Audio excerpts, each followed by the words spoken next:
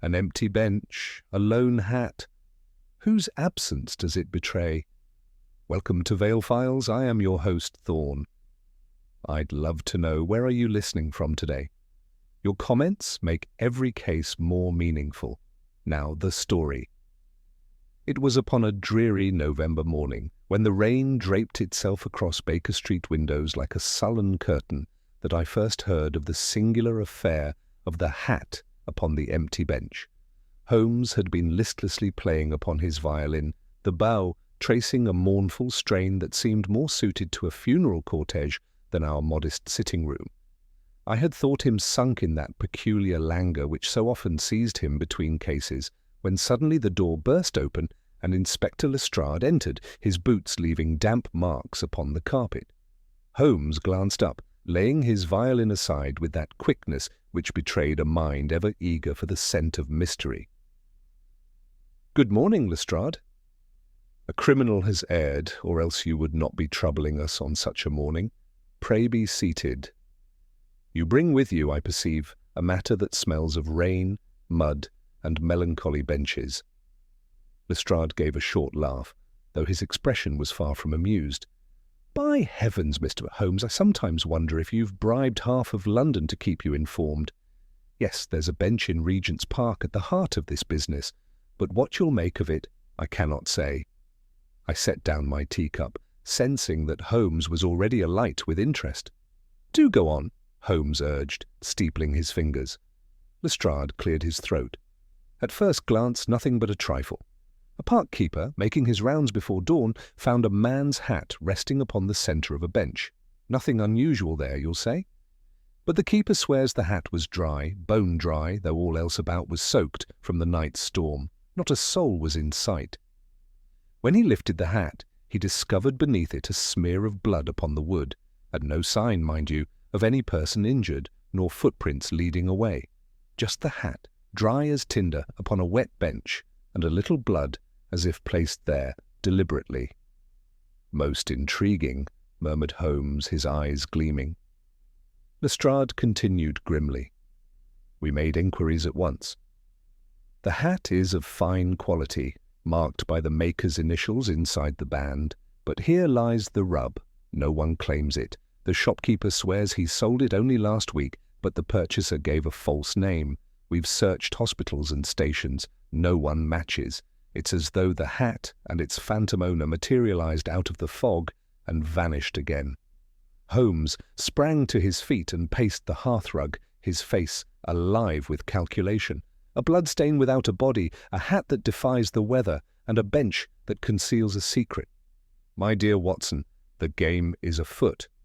Lestrade had scarcely finished when Holmes, with that sudden economy of movement which marked his most alert moods, held out his hand. "You have brought the hat, of course?" The inspector produced from beneath his damp greatcoat a neat brown paper parcel, which Holmes undid with a practised delicacy, as though it contained some fragile beetle. He set the hat upon his palm, tilted it against the light, and turned it slowly, the way a jeweller weighs a stone. I drew nearer, for I have learned that there is a language to be read in the smallest abrasions when Holmes is the interpreter. "It is a felt hat of excellent quality," said he. "Not new, yet scarcely broken in. Observe the slight resilience of the crown. The maker's oval is crisp. It has not had time to fade with perspiration. The band tells us much." He lifted the inner leather with a slim probe from his desk. "Here, Watson, a faint powdering white. Do you smell it? Not talc? Chalk." He touched the edge with his fingertip, then glanced sidelong at Lestrade. "You have handled this as little as you could?" "As little as I knew how," grunted Lestrade. "I'm no stranger to your ways, Mr. Holmes." Then the chalk was there on discovery. Holmes tapped the brim with the probe. "And a thread, blue, woolen, very fine, caught beneath the stitching of the sweatband. A gentleman's coat of sober hue, but not the common navy. There is also the faintest odour, macassar oil, yes, but adulterated with something acrid. Spirits of some kind. Gum? No, spirit gum is theatrical and leaves a resinous film. This is cleaner, a solvent. I shall not fix on it now." He bent closer. "Note the brim, a scuff on the right side, low, where the owner is accustomed to flick it between finger and thumb. He is right-handed. The inside there at the front, see? A shallow impress. He wears his hat rather low upon the brow, from habit or from the desire to shade his eyes. The leather is not abraded in a wide patch, therefore the man is not a heavy perspirer, which argues a cool temperament or a life less given to vigorous exertion." "You make a sedentary scholar out of him," said Lestrade, with an air of forced patience. "Not a scholar. The chalk argues instruction or measurement. The wool thread is no accident. There is, besides, the ghost of green along the inner edge, where the hat is set down on a surface now and then. Green baize, I think.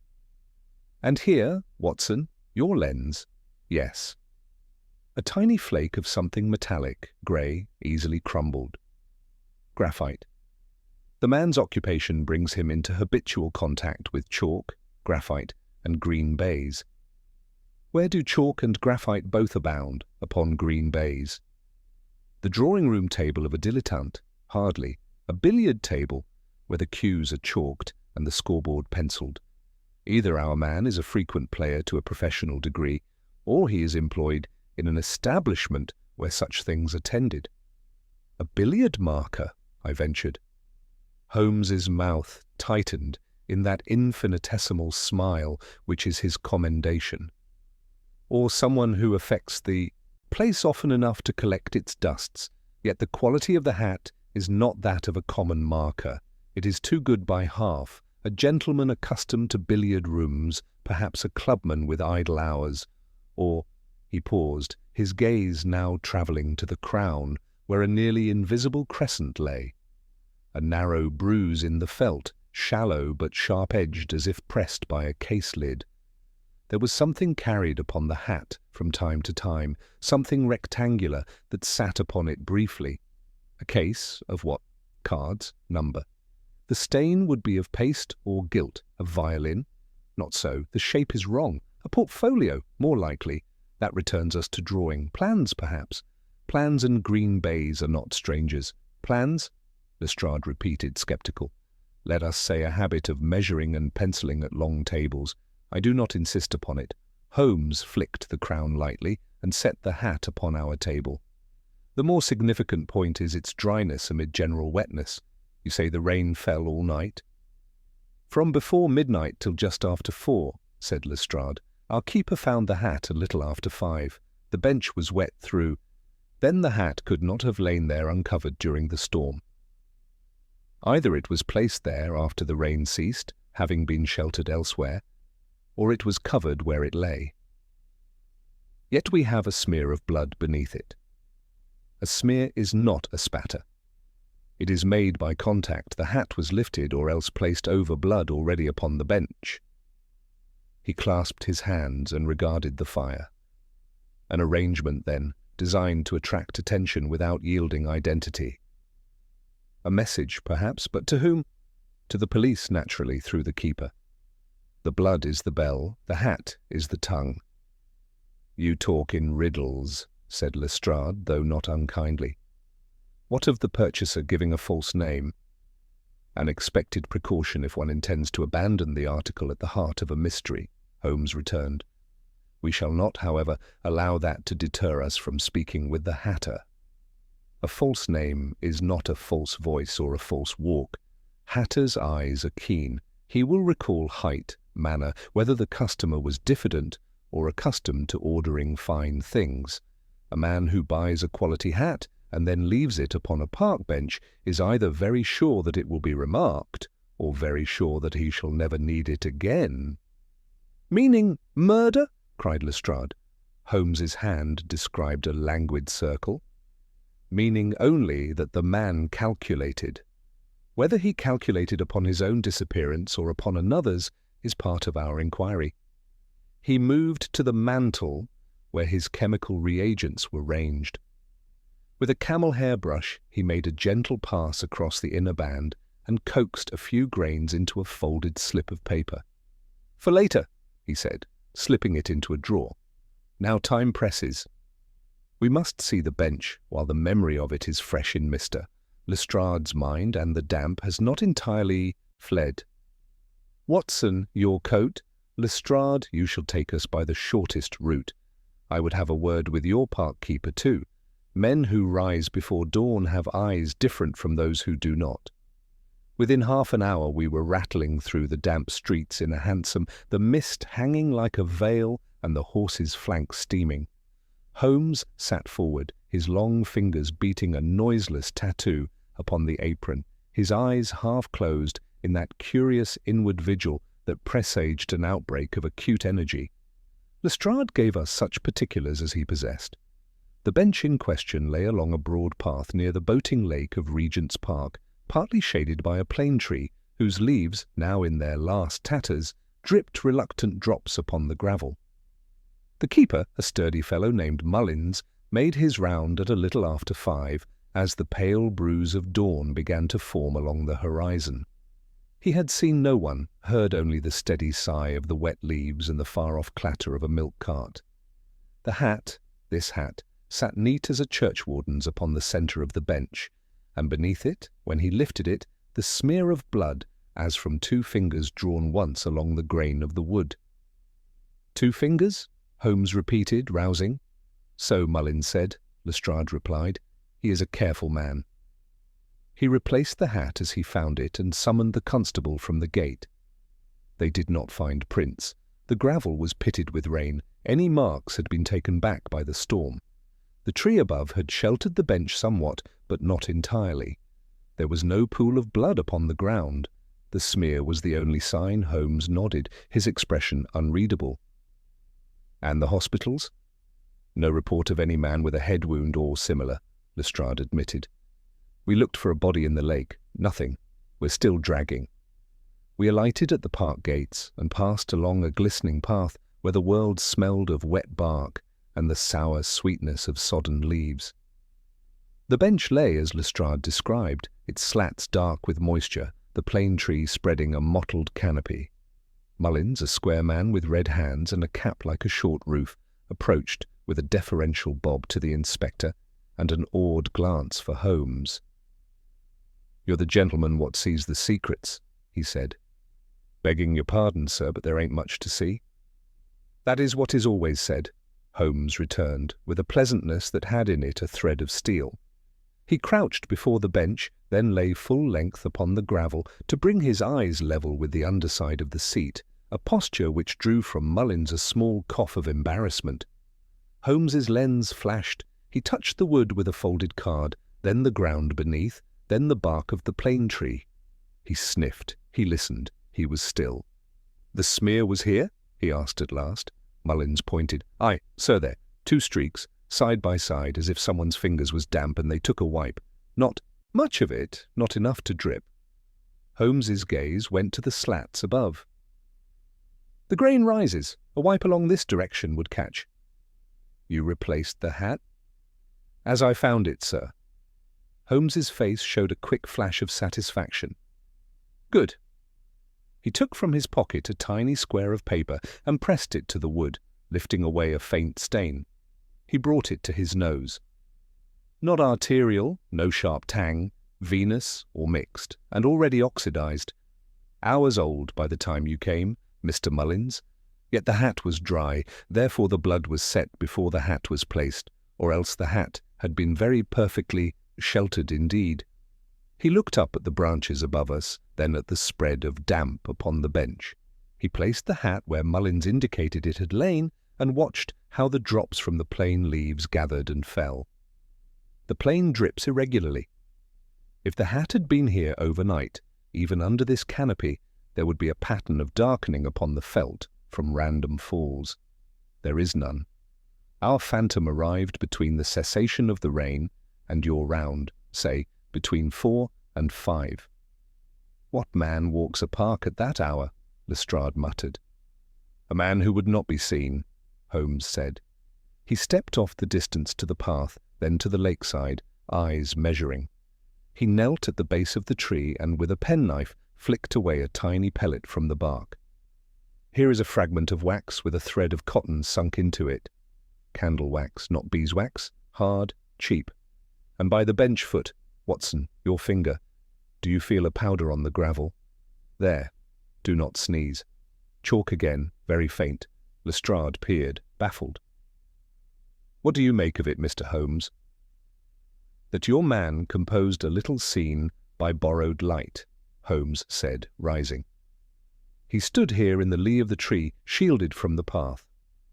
He had a candle, cupped, see the blackening upon the bark where the soot has kissed it, and he had chalk upon his fingers. He wiped those fingers upon the bench, then placed the hat, as one would place a note, upon a table. He wanted the stain to be found, but not a pool. He wants us to think of injury, but not to be able to follow where it led. Why? I asked, though I knew the answer would be provisional. Holmes's explanations come in gradations like dawn. To direct us, he said simply. Whether away from himself or toward another remains to be seen. There is more.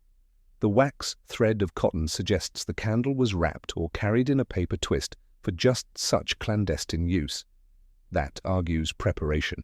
And, he had stooped again and now plucked from the wet gravel a tiny paper fragment, translucent with damp, upon which 2 letters clung in errant ink. He smiled. A torn corner. We shall let it dry. It may be from a ticket, a chit, or a page. If chance, pardon me, Lestrade, not chance but providence, favours us, our hatter may have such paper upon his counter. Lestrade, though irritated by the whisper of triumph, could not conceal his interest. You would speak with the hatter now? Now, Holmes said. And with Mr. Mullins once more this evening, when the light is gone and our bench is a stage again. I would stand where our visitor stood and see what he saw, what he expected others not to see. We took our leave of the keeper, Holmes pressing a coin into the man's hand with a word of approval that made the fellow colour to his ears. As we returned to our cab, my friend paused, his gaze travelling once more from tree to bench to watery distance. His lips moved, and I caught, as if by accident, the quiet syllables. Chalk, graphite, green baize, a hat that wishes to be seen, and a blood that does not wish to be found. Then he flicked the brim of the hat with a fingertip, sent me a quick, almost boyish look, and sprang into the hansom. Step lively, driver, he called, giving the address of a Bond Street hatter. Watson, I shall want your eyes quite as much as your pen. Do not, I beg you, be romantic about the blood. It is not the blood that is most eloquent here, but the dryness. The cab clattered over the damp stones, the drizzle seeping down in thin needles from the clouds above. Holmes, ever impatient with enforced stillness, leaned forward with a kind of restrained energy, his fingertips pressed together beneath his chin. His eyes half closed, but I could see the rapid flicker of thought passing across his brow, like light behind shutters. Lestrade, wedged beside him, sat in dour silence, his expression suggesting equal parts resignation and irritation.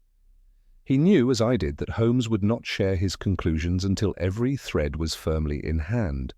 We drew up before a small but distinguished establishment on Bond Street, its polished windows displaying hats of every fashionable cut and colour. A faint aroma of oiled felt and polished leather escaped as the door was opened, and we entered a shop lined with orderly shelves, each stacked with goods awaiting a discerning clientele. Behind the counter stood a thin, silver-haired man with shrewd grey eyes, who, upon perceiving the presence of Inspector Lestrade and my companion, adjusted his spectacles and bowed courteously. "Good morning, Mr. Hobson," Lestrade began briskly. "We're here about a certain hat purchased here last week.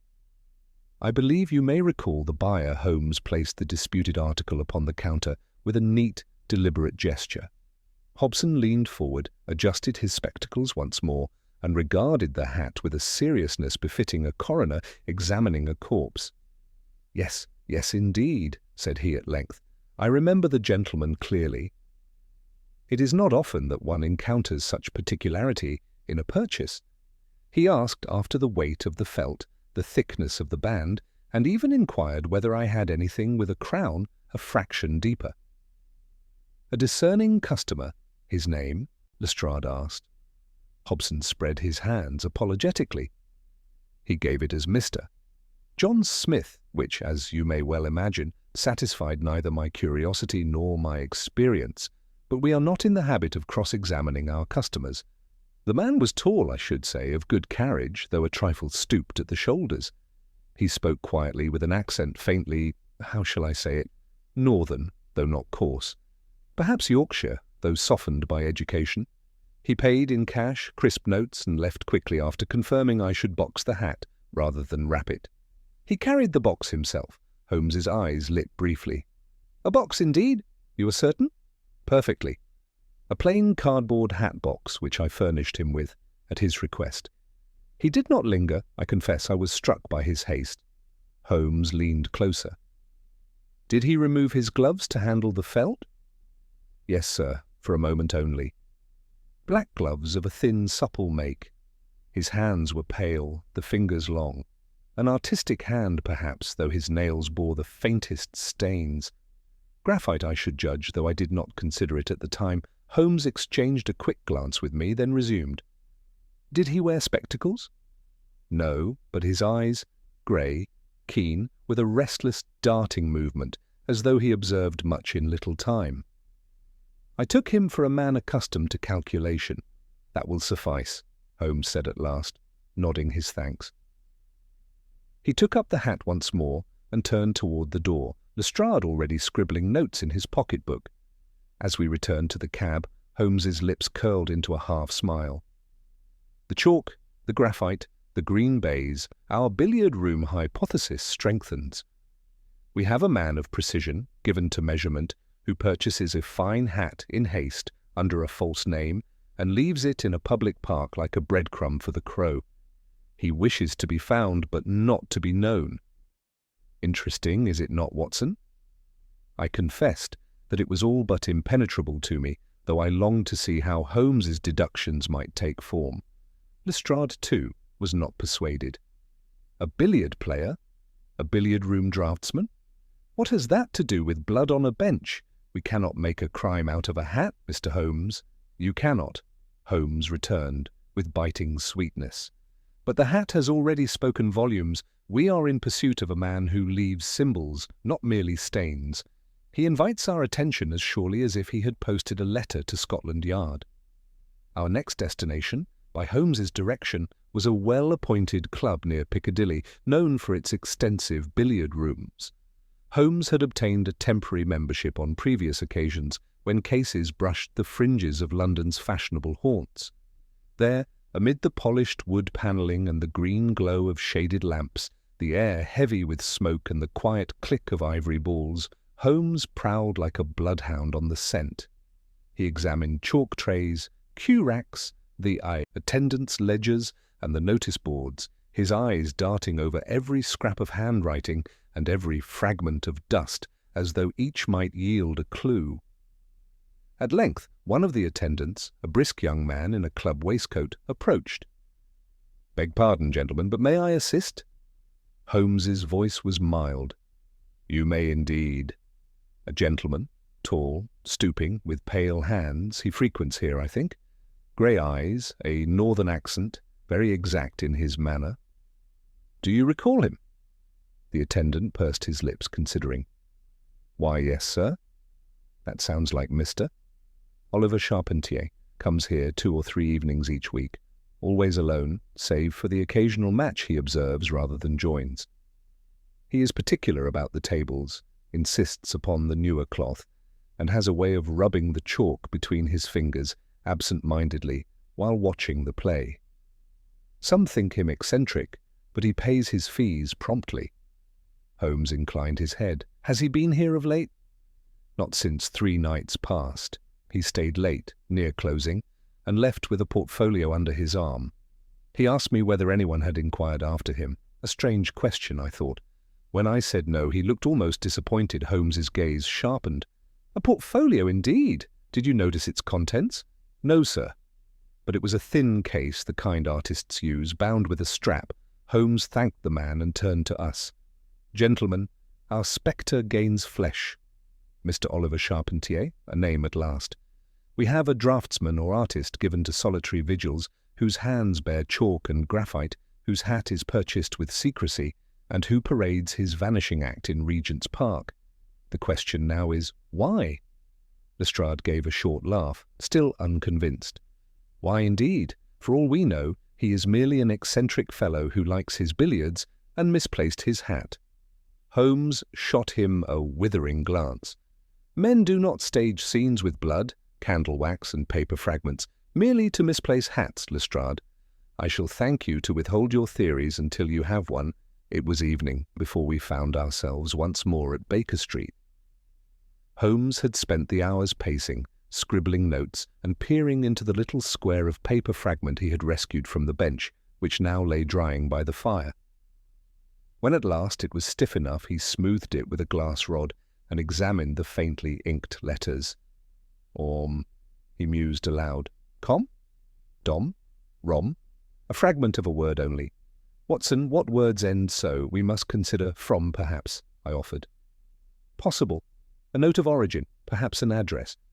Or whom. The torn edge suggests it was part of a longer sentence.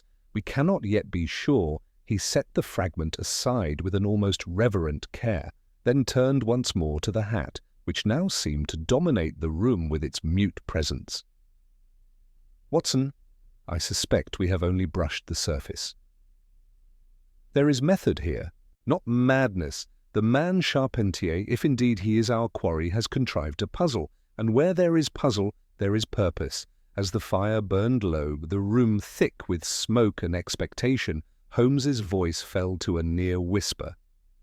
Mark me, Watson, the blood upon the bench is but the prologue.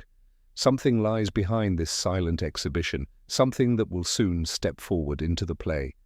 When it does, we must be ready to seize it by the throat. Lestrade stirred uneasily in his chair. You speak as though we await another crime. Holmes's eyes gleamed in the half-light. We do, Inspector. Or rather, we await its revelation.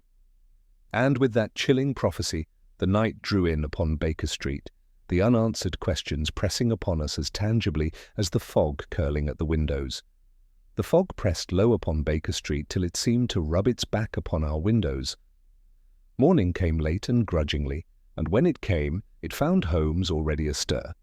Ink upon his fingers, the telegraph boy dismissed with a coin, our breakfast cooling upon its plates. Without ceremony, he thrust 3 folded answers beneath my eye, one from Hobson, the hatter, confirming that his boxes bear a small blue stamp upon the inner lid, from Hobson and Company, Bond Street.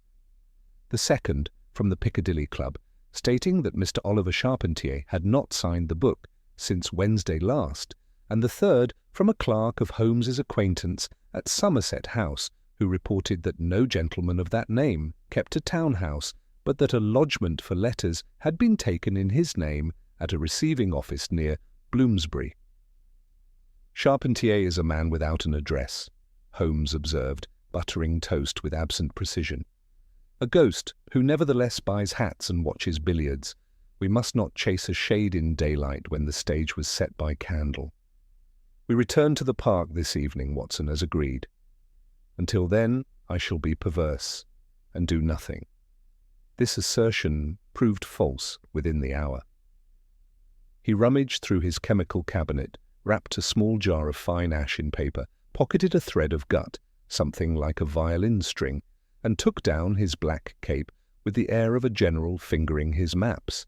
Lestrade, summoned by note, arrived shortly after noon, his face a mixture of curiosity and stubborn scepticism. "What's this, then?" he demanded, eyeing the jar and the coil of gut. "Merely that I propose to let our man arrange his scene a second time," Holmes said lightly. "Only this time the theatre will keep a record of his step." We ventured out together as dusk bled into the park avenues, the lamps dull globes in the mist, the lake a pewter plate laid askew among the trees.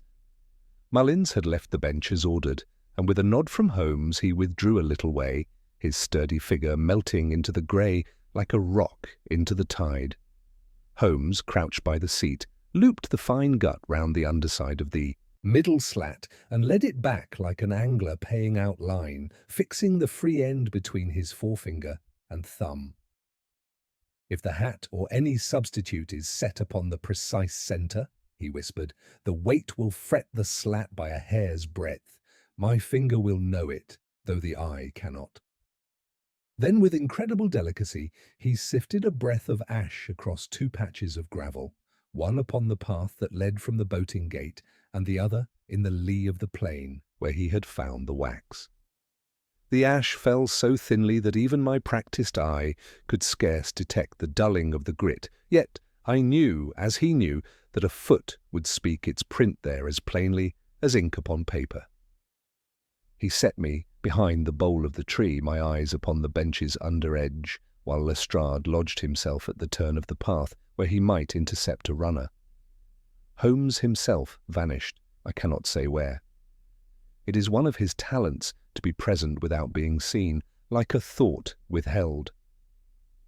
Time, then, the slow, damp kind that makes a man aware of each separate drop's descent from leaf to ground.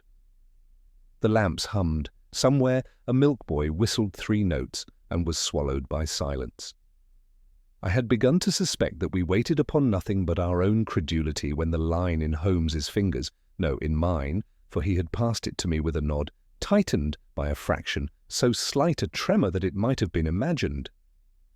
But I had been trained by long discipline to trust small messages. A figure glided from the fog and resolved itself into a lady, if lady she was, slender in a dark mantle with the veil drawn. The hem of her skirt shone with damp like the skin of a seal. She approached the bench without hesitation, cast a swift look about her, and bending, thrust a gloved hand beneath the slat, where wax would hold what a pocket would hide. Her other hand, very deft, set a paper flat upon the centre plank, and, for the space of a heartbeat, the slat pressed against the gut, and told me her weight by that almost imperceptible cry. "Now, Lestrade," I whispered, and stepped from the tree. What happened then was confusion packed into seconds. The woman started like a hare, the veil flashing as she turned. Lestrade came bounding from the bend. I caught at the edge of her mantle and felt it slip silkily through my fingers.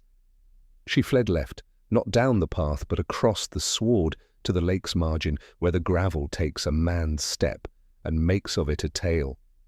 Her foot struck Holmes's ash by the plain's root, and left upon it the clean curve of a boot with a little steel tip upon the heel. Then she was free of us and flying.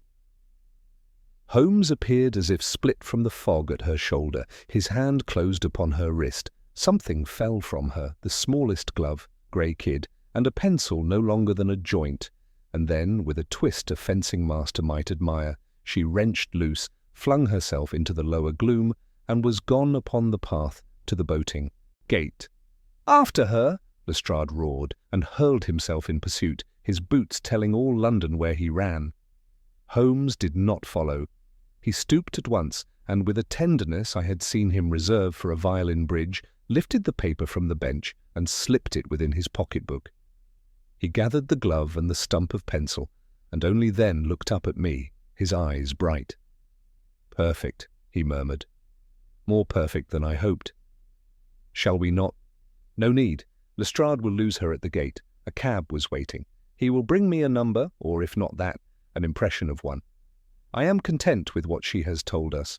"She told us nothing," I cried, exasperated. "My dear fellow," said he, with that gentleness which is half apology and half amusement, "she told us everything. Come, let us not leave our stage disordered." We examined together the ash where her foot had struck.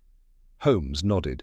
A small boot, 5 perhaps, fashionable, with a steel protector at the heel, not of the cheapest make. Our glove, grey kid, monogrammed within the wrist. E.M., do you note the scent? Macassar. And, yes, the same acrid ghost we found in their hat. I thought as much. He raised the pencil. Graphite upon the fingers. A billiard room would serve a woman as well as a man if the woman were bold or desperate enough to go where she should not. or else she has been handling a message that passed through such rooms, Lestrade returned, in a quarter of an hour, sour and breathless. "A cab indeed," he panted. "Number lost in the fog. I marked it for 27 something. The driver swore he was hired for Russell Square. By the time I reached the road there were 3 cabs in line, all going that way." Holmes's only comment was a small hum inside his throat. He drew the paper from his pocketbook and opened it upon his palm. Upon it, in a neat, small hand, lay 4 words: "From O.C. tonight." The fragment we had rescued from the bench on the previous day might have been its torn sister. The thin paper, the bluish ink, the very slant of the letters matched. "Do you see, Watson?" he said softly. "Our upon the first fragment was from, as you conjectured. Our lady's errand confirms it.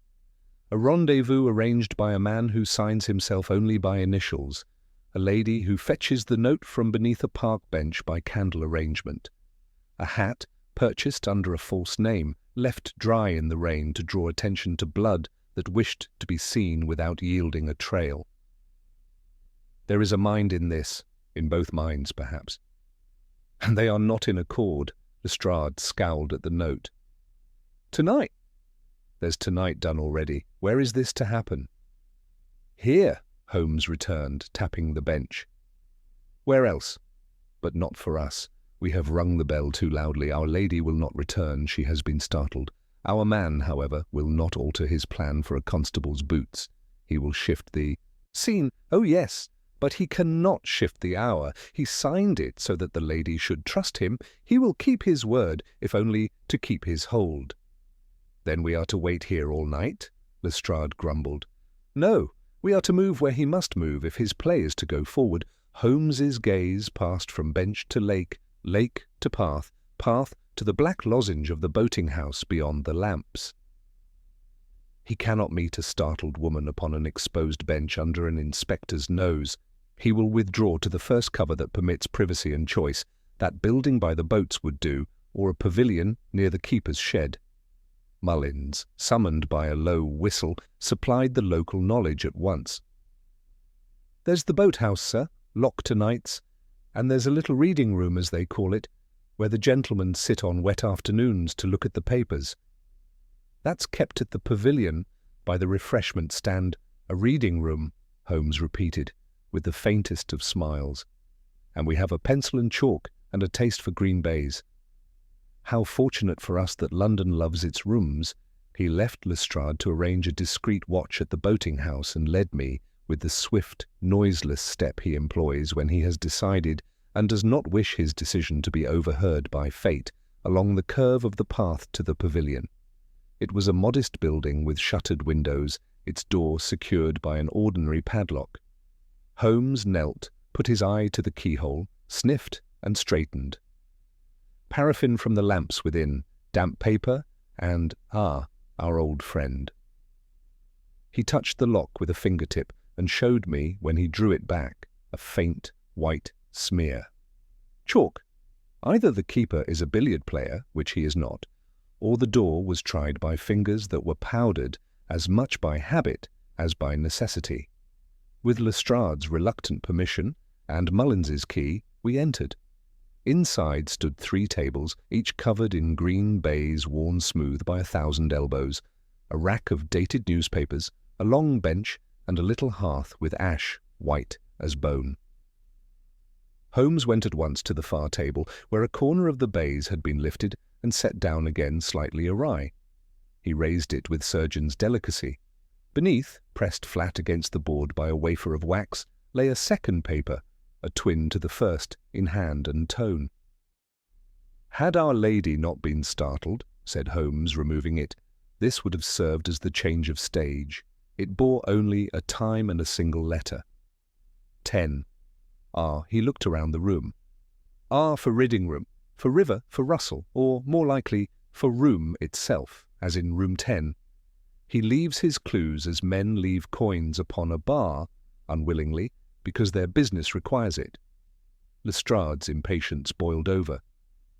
"This is all very pretty, Mr. Holmes, but we have no man. We have a woman who has slipped us and a clock that has struck 8. Your 10 is 2 hours off. And for what? For a letter that might mean anything. For a letter, Holmes said, that means what it must to those who use it. We shall not wait here. We shall take the letter's meaning from the man it meant. Watson, your hat. Lestrade, if you bring a dozen men, you will frighten a field of sparrows. Bring 2 whom you trust and station them where you can pluck our bird when I clap my hands. Mullins, you will do very well for one of them. The other must be a man who can sit as if asleep and yet be awake. And where are you taking me? I asked, for he had already turned to the door with that leap of spirit which signalled the chase. To Russell Square, he replied. Our woman's cab was bound thither. Our note hints the same letter. Our receiving office for Charpentier lies a street away in Bloomsbury. Our clubs and our boxes have all pointed us in that direction, as water runs to a hollow. We will not knock where we are not invited. We will listen where we must. An hour later we sat in a public room off the square, pretending interest in an illustrated weekly, while Holmes watched the door's reflection in the glass of a framed print opposite. Fog thickened the panes and muted the clop of hooves outside. It wanted 20 minutes to 10 when a man entered with the checked, precise step of one who counts without beads.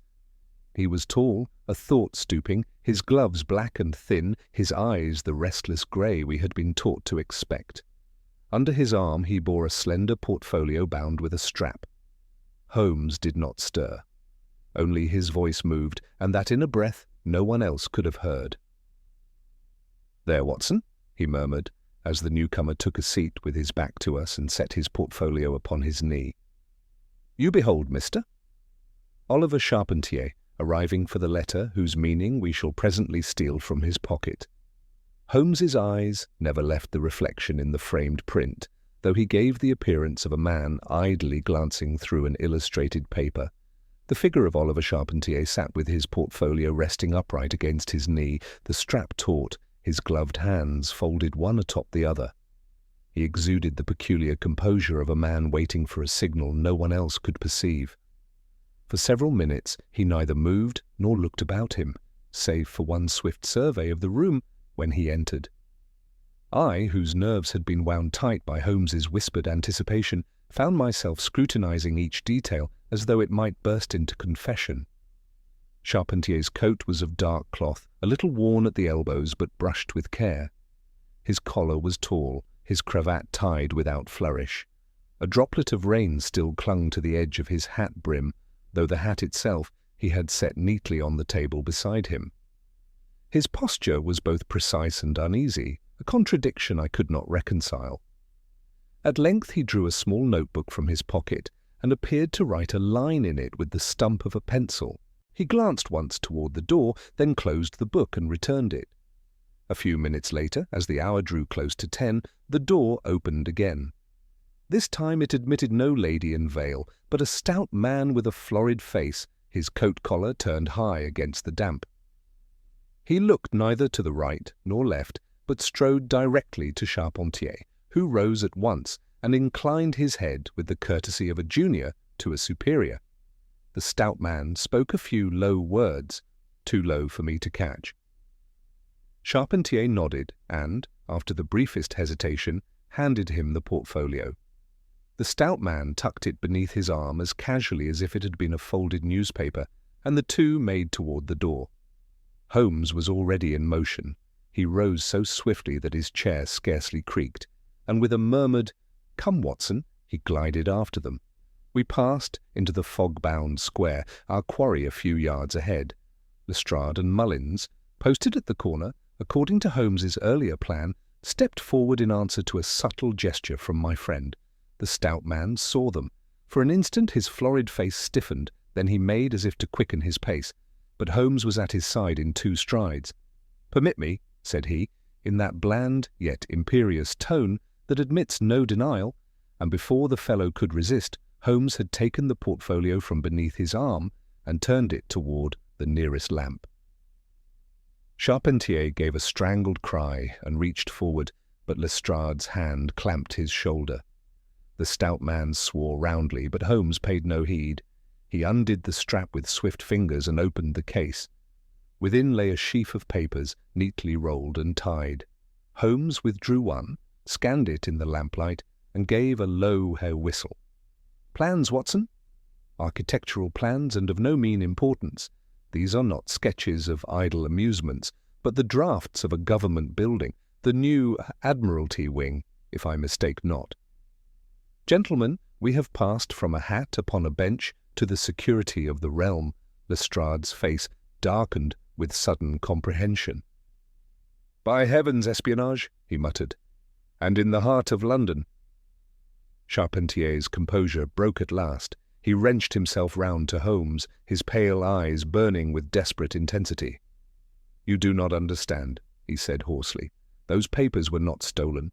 They were entrusted to me. I was to—" He faltered, his glance darting between Holmes and the inspector. "I was to deliver them. It is a trust, not a crime." "Entrusted?" Holmes repeated softly. "By whom? And to what end do you deliver Admiralty plans beneath benches by candlelight, in company with veiled women and bloodied tokens?" Charpentier pressed his lips tight, but his trembling betrayed him. The stout man cursed again and tried to pull away, only to find Mullins's heavy grip immovable as iron. Lestrade, with a brusque gesture, signalled his constable to take the men aside.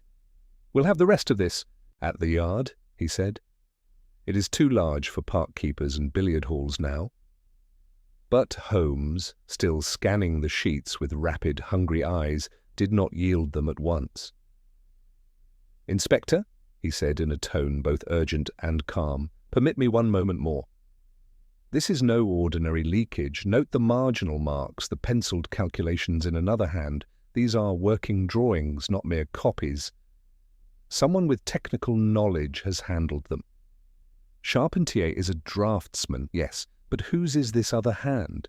Who prepares such a stage, lures us with blood and hats and cryptic notes, and then places these in circulation by such theatrical means? The man who conceives of so elaborate a masquerade does not himself run the risk of exposure in a foggy square." "You mean," I ventured, "that Charpentier is but a pawn?" Holmes gave me a quick nod. "A pawn, and perhaps not even willing." His eyes cut back to the prisoner.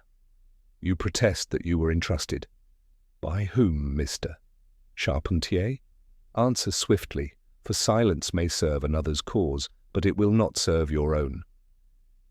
For a moment I thought the man would remain mute. Then, with a sudden shudder, he spoke. "She gave them to me," he whispered. "She said it was a matter of honour. She said no harm would come, that I was merely a messenger." "I could not refuse her, she," Holmes echoed, though softly, as though he had already guessed. "The Lady of the Veil. The one who fetched notes by candle.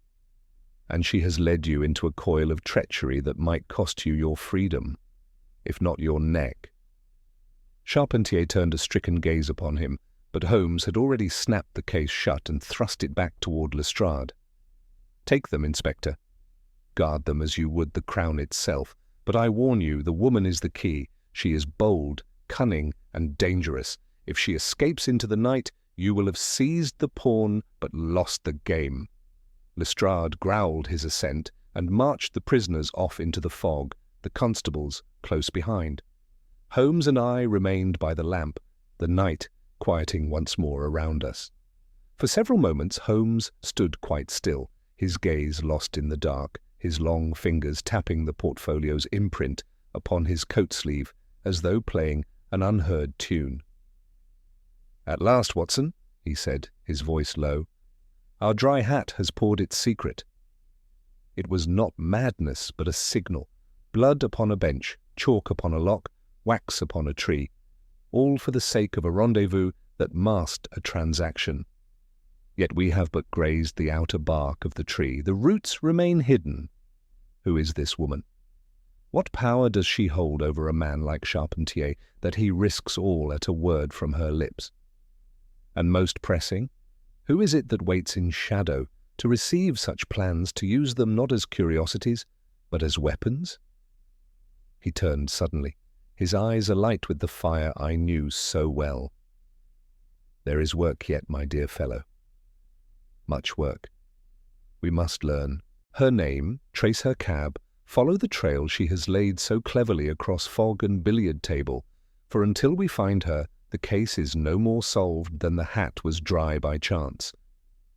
As he spoke, a distant church clock tolled the quarter, its hollow sound rolling through the fog like a warning bell. Holmes's expression hardened into resolve. Come, Watson. The night is not done, and neither are we. We returned to Baker Street with the fog still pressing against the windows and the clatter of the yard's cab fading into the distance. Holmes was in that condition of tense animation which made sleep impossible for him and which compelled me, in spite of my own weariness, to remain at his side. He flung himself into his armchair, the long fingers clasped beneath his chin, his gaze fixed upon the fire, as if its shifting embers held the cipher he sought. I busied myself with the tea-tray, but I knew by the quick start of his shoulders and the sudden glint of his eyes that his mind was racing leagues beyond our sitting-room. "You will have observed, Watson," he said suddenly, that the portfolio bore no dust, no smudge of long storage. It was freshly handled, freshly carried, and yet the papers within showed marginal calculations in a hand not Charpentier's. This argues the presence of an unseen architect, one who prepares, then places, while others convey. The veiled woman is intermediary, but she is not originator. She is both servant and lure. Do you suppose her bound to some foreign power? I asked. Holmes's smile was thin. There are no supposes. There are only facts that we have not yet acquired. But see the progression. A hat to draw notice, blood to excite pursuit, candle and chalk to stage mystery. These are the flourishes of a mind that delights in dramatic arrangement. Such a mind wishes to dazzle, to control. If espionage be its aim, it is espionage practiced with a showman's relish. That alone may betray it. He sprang up, paced the carpet thrice, and then went to the desk where lay the small glove we had recovered. He turned it inside out and held it beneath the lamplight. "E.M.," he murmured. The letters are stitched with care, not by a common workroom, but by a glove-maker of some reputation.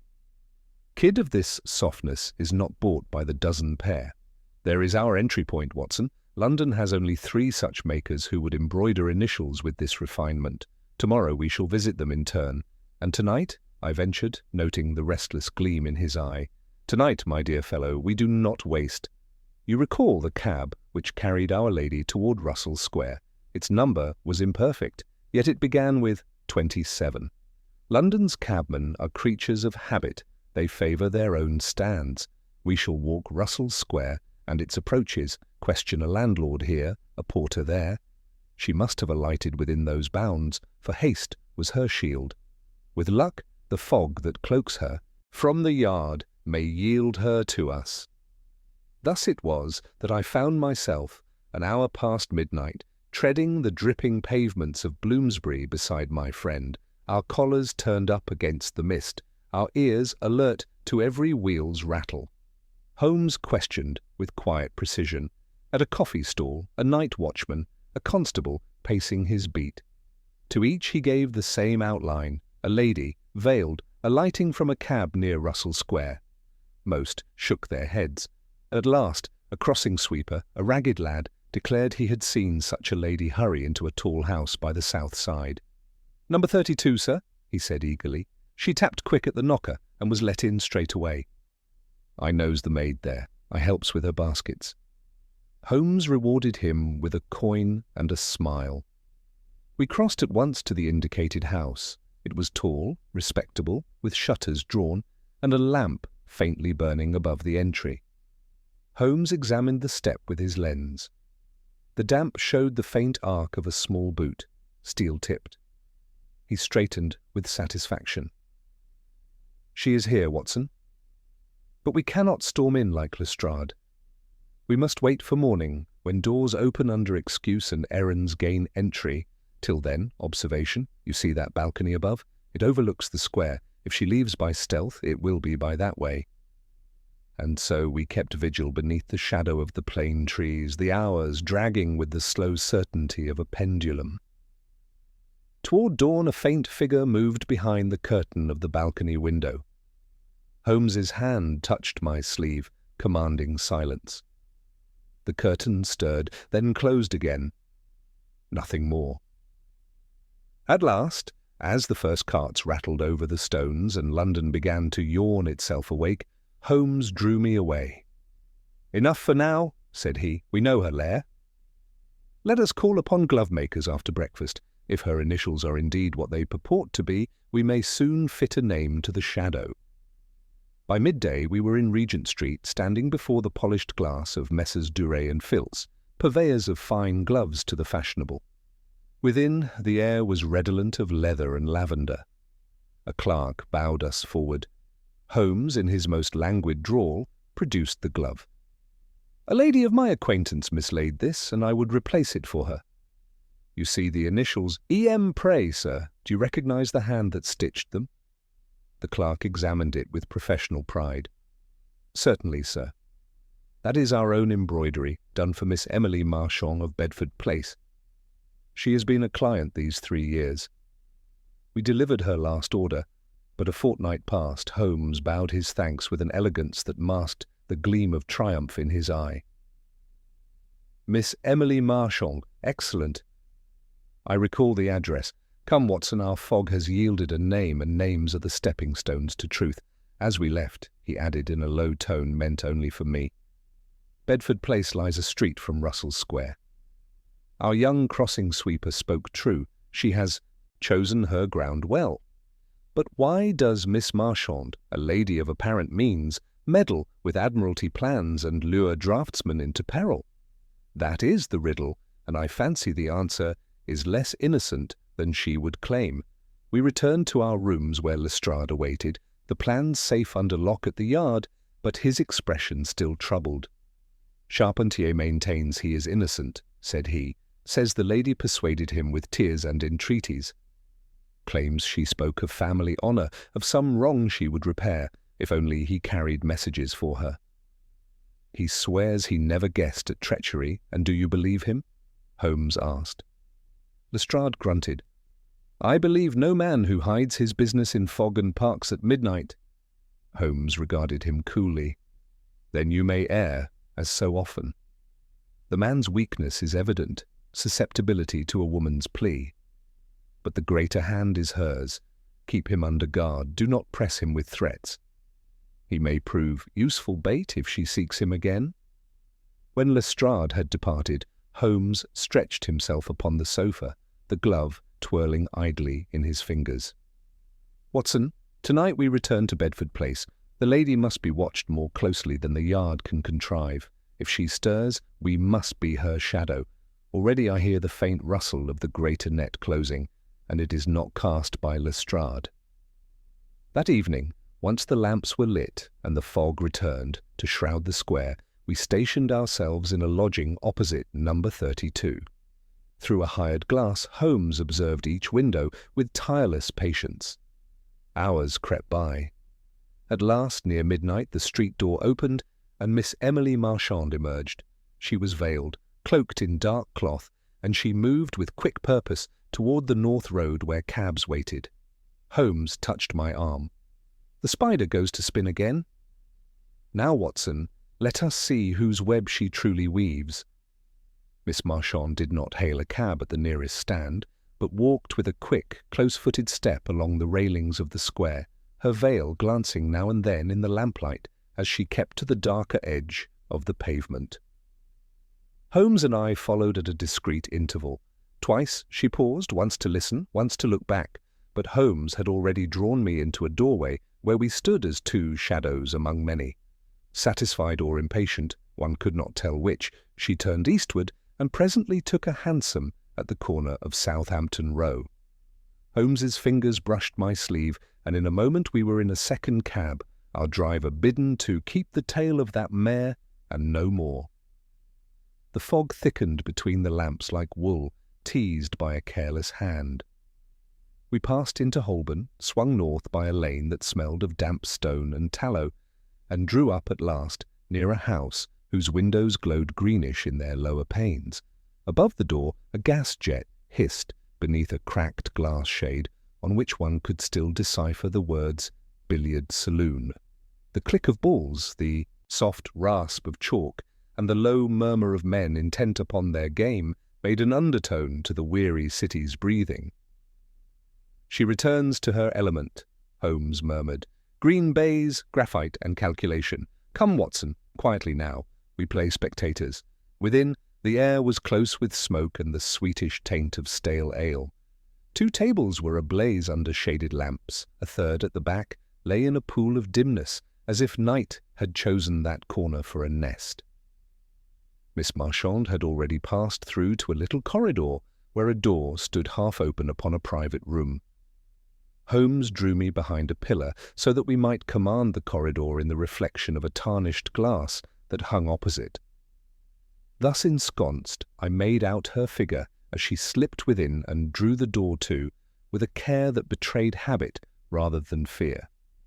We had not waited long when a man entered by the street and went straight for the same door.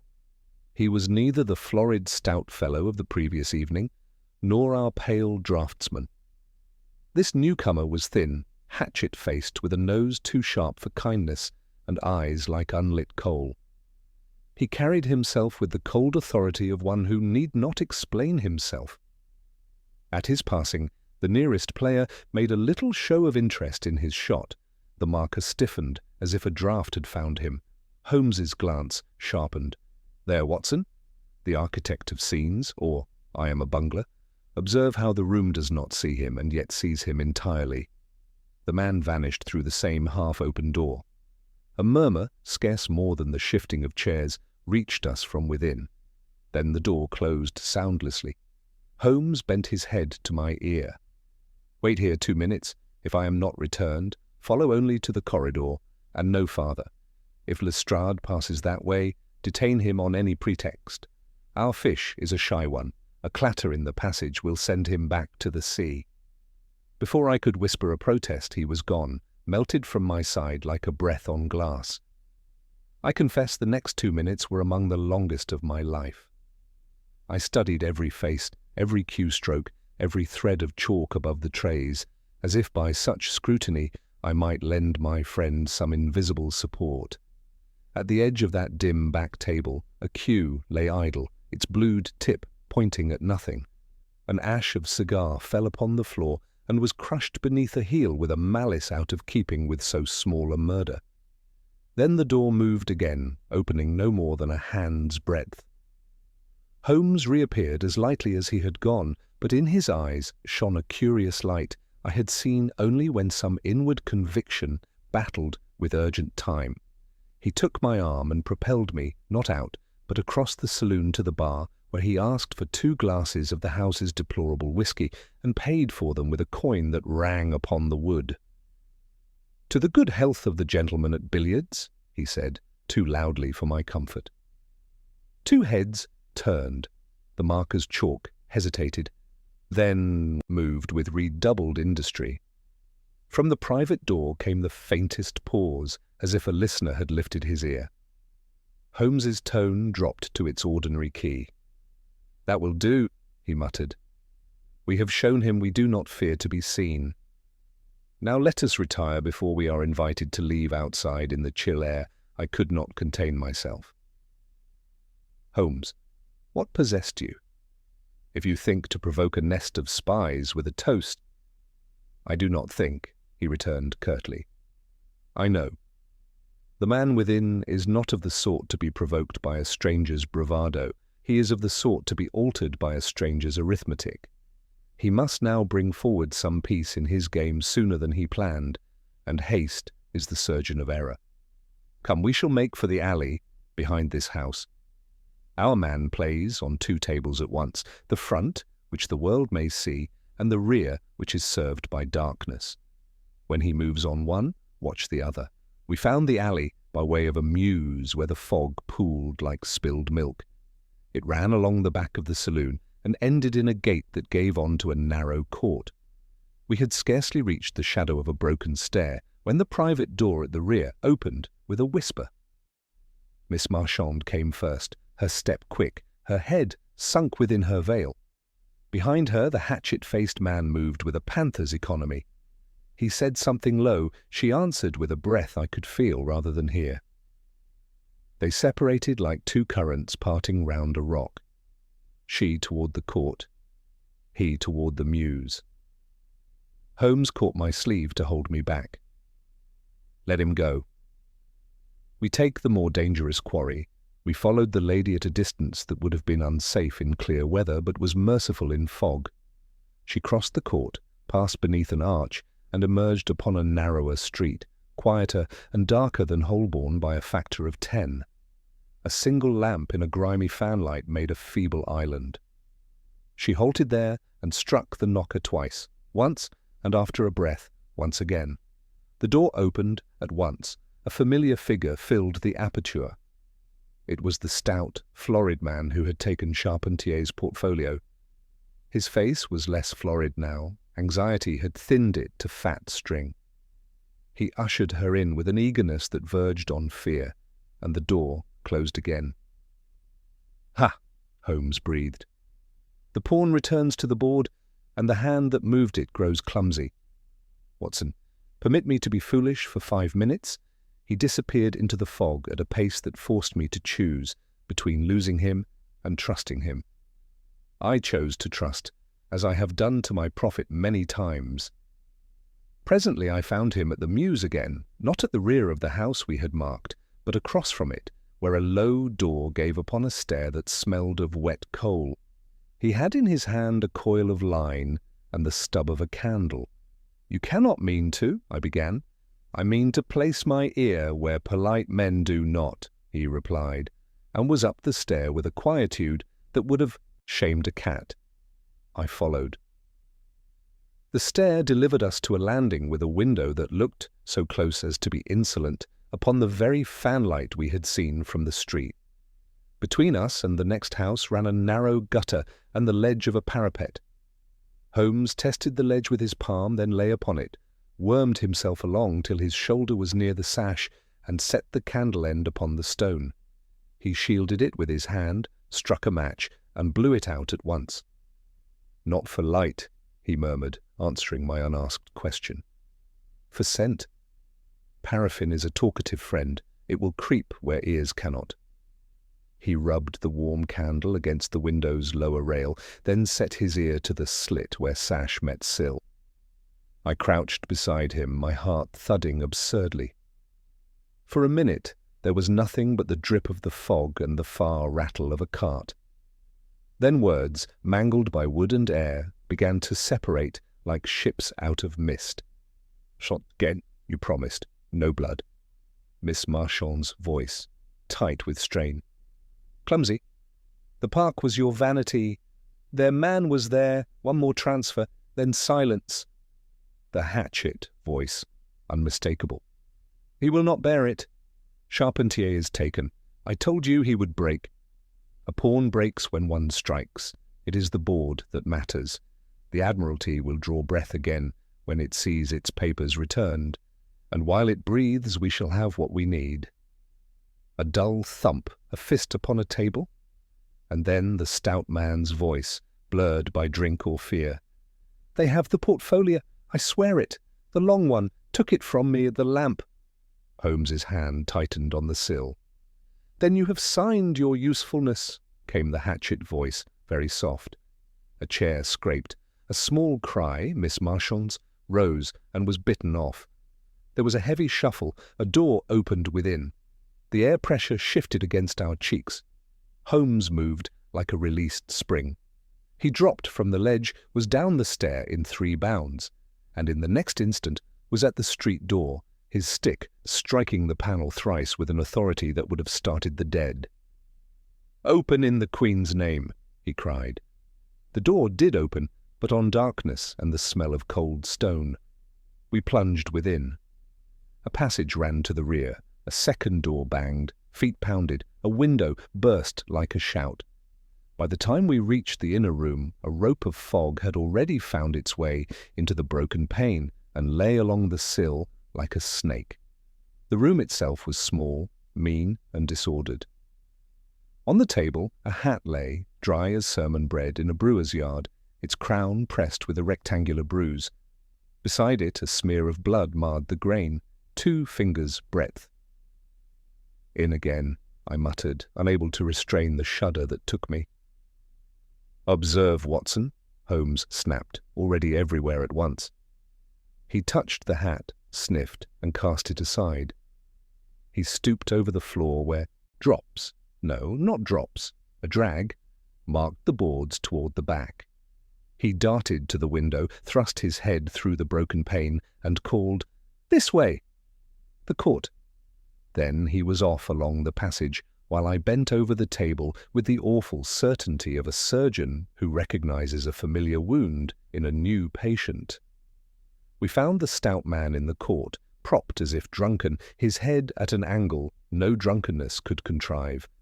The neck was bruised, where a scarf had tightened with remorseless neatness, the sort of killing that leaves a body ready for reporters and a mind satisfied with its signature. Miss Marchand was nowhere to be seen. Holmes knelt only a moment, long enough to satisfy himself there was no ghost of breath, then sprang up with a fury I have seldom witnessed. "I warned you," he said to the knight, as if it were Lestrade himself. "You had your pawn, he has his rook. Come, Watson, there is still a queen on the board, and she runs on the diagonal. But the murderer will have left his next address, as always." He pointed to the table within where the dry hat had lain. "Note how he cannot resist his arrangement, blood for drama, dryness for paradox. He believes it confounds dull minds and delights acute ones. It serves him well until it serves us better. We were not 5 minutes back in the room before Lestrade arrived with 2 men, pale as ghosts and twice as grim. He stared at the body, at the smeared table, at the hat, and at Holmes in a silence that wanted only a noose. "Do not look so reproachful, Inspector," Holmes said coldly. "You had your prisoner. You did not have your scene-maker. He has removed a tool and cleared a lane, but he has left us his habits. The private saloon, the chalked cue, the tidy note, the dry hat. The man is a pedant of crime. We must be less pedantic and more swift. Post a man at every exit of this rookery. Send another to Bedford Place. If Miss Marchand returns, hold her gently and let me know. Watson and I go to stir the one place our architect cannot resist returning to before dawn." "And where is that?" Lestrade demanded. Holmes's eyes went to the hat, then to the faint rectangle pressed into its crown, and finally to the chalk ridge at the room's inner lock. He smiled without mirth. "Where the cloth is green and the pencils are short," said he. "Back to the billiard room, Inspector. Our man has moved his piece. Now let us move ours, sideways." The billiard room had not slept. Though the hour was past 1, a brace of nightbirds still worried their games under the hard green light, and the marker, with a weariness that had become mechanical, moved to and fro between tray and rail, his fingers blue with chalk.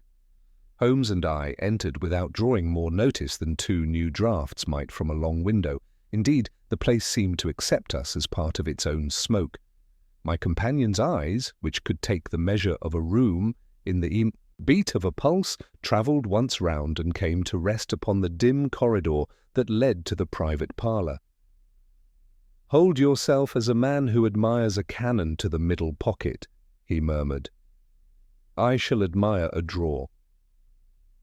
He drifted away like an idler, and I, understanding him well enough by then, took my stand within earshot of the corridor's mouth, my gaze fixed upon a table where a hulking fellow bent, breathing hard, over a simple hazard. The marker chalked his cue with a dull, rhythmic rasp. Presently Holmes reappeared at my shoulder. Something in the set of his lips told me he had found the thing he had hoped and feared to find. "Our architect keeps a bureau," he said softly. "It is tucked within the private room's sideboard, and it contains, besides a ledger of sums that smell of the continent, a little nest of papers with corners prepared for wax. One nest is empty now. That which lay beneath the pavilion bays was of the same kind. He keeps his stage properties in order. We shall add one to his stock. From his pocket-book he drew a thin leaf of paper he had prepared in our cab, with a quickness and accuracy that have often astonished me. The hand upon it so closely resembled the neat, unpressed script of the previous scraps that I, who had watched him write it, could scarcely distinguish between model and counterfeit. He sealed it with a touch of wax, gone soft in his fingers, and as the marker's back turned, he slipped down the corridor and was gone again for the space of half a minute. When he returned, the faintest crease of satisfaction crossed his face. "In his drawer, under the second paper from the top," he whispered. "He will not resist lifting the pile to count it after what passed tonight. He is like a miser and a conjurer in one. He must make sure nothing has walked in his absence." "We have set a spring beneath his shoe. What have you written?" I asked. Not what he expects, but what he dare not ignore. R10. Change. It may stand for many things, to him, one above all. He moves his pieces by habit. When his habit is touched, he will come to correct it. "And what stands for R?" I ventured. "You mused earlier of rooms and rivers." "The letter has fretted me," he admitted. "He uses it as men use a private shorthand among the instructed." "But consider our theatre, Watson. Bloomsbury is his orbit, Bedford Place his star. Where do chalk, graphite, green baize, and a portfolio come together daily under a great dome watched by a score of attendants who believe themselves invisible? The British Museum's reading room is a billiard table of knowledge. Its desks are clothed in green, its pencils are numbered and stunted to nubs. Its silence is kept like a church's. He signs R because to his mind there is only one room. I could have struck my own forehead for not seeing what now seemed obvious. "Then at 10, Holmes said. "We will be there." Before him, he had scarcely spoken when the private door stirred. A shadow, like the blade of a knife, slipped along the corridor and condensed into the hatchet-faced man we had seen earlier. He moved with the same quiet authority, his hat in his hand, and the smell of some clean, acrid solvent, neither spirit gum nor perfume, ghosting his wake. He passed me at such nearness that I could count the pale scars across the knuckles of his right hand, as if frequent, precise work had fretted the skin along the bones. He did not glance at the tables. The marker stiffened again, the chalk rasped a fraction faster. The man vanished into the little parlour and came out again almost at once, his expression unaltered, his pace a degree swifter. When he reached the street, he turned not toward Holborn, but down the Mews. Holmes, whose whole figure had tightened, laid a hand upon my sleeve. "We have snapped the hook in his lip. Now we must not let the line break." He nodded to the marker. "A moment of your time, my man," he said in a tone compounded of good humour and authority, and slipped a coin into the chalk-blue fingers. "Did the gentleman ask you a question as he passed?" "No, sir," said the fellow, lowering his voice. "But he looked at me like I wasn't there, if you take me." "He does it always. I don't fancy it." "Nor do I," Holmes returned, and we went after our quarry. In the Mews the fog lay as before, greasy and pale in the guttering gaslight. The hatchet-faced man walked with that even, careful step which takes no memory from the ground it treads. Twice he paused at the corner of an alley and listened. Twice he went on, satisfied. A cat, vermin thin, shot from a yard with a skitter, and was gone. We followed at a distance that would have been folly in clear air. He came at last to a yard where a small gate yielded upon a row of sheds. There he halted, produced a key from within his glove, and slipped into one of the compartments. Holmes drew me into the shadow of a cart. "Cloakroom for his little properties," he breathed. "Such men keep more doors than sins. If we rush him, we get a wasp. If we watch him, we get the nest." He stooped, drew a match from his pocket, and broke it in two. He put the head to his nostril. "Naphtha and benzine," he said. He uses them to float inks and paste. Our clean smell returns. Presently the door opened. The man emerged with a new portfolio thicker than the last, and a hat box under his arm. The hat box gave me an absurd shock. I thought at once of benches, of dryness, of blood. He secured the shed and moved off with an unaltered pace toward the main road. Holmes let him gain 10 yards, 20, and then he moved. I have written that my friend could be as noiseless as thought. He could, when he chose, be as sudden as it also. He glided forward, his cane touching the corner with a click that was no accident, but a signal to myself to hold. The hatchet-faced man quickened, sensing rather than hearing pursuit. In that instant his hat brushed a jut of brick, and the hat box slipped, slewed, and went over. The lid sprang, a paper bird fluttered, and a little disc skittered across the stones to ring to a halt by my boot. Holmes did not stoop. "Leave it," he said sharply. "Go!" and was off like a greyhound. We ran then as two men can run who know their own length of wind and the price of a stumble. The man took the corner, swerved into a lane that I had not seen until I was in it, and vanished as if the fog had swallowed him whole. Holmes stopped with a soft, savage oath and stood listening. The lane gave nothing back. A door had closed, somewhere near, somewhere far. He let the breath go from his chest once, only once, and then walked back, not defeated, but measuring. "What did he drop?" he demanded. I held out the disc. It was a small, round token, brass, with a number stamped upon it, and the letter R above R-10. There was also an impressed wreath about the edge, and, faintly, the word museum. Holmes's face, already keen, sharpened into a look of such exultation as I have seldom seen upon it. "He has saved us a morning's inference," he said. "The reading room, locker 10. They issue such tokens to readers who take the locked desks that they may fetch their papers from the attendants. He has taken a desk as a professional, not as a casual. He will go there tomorrow, or today rather, and he will believe his stage intact."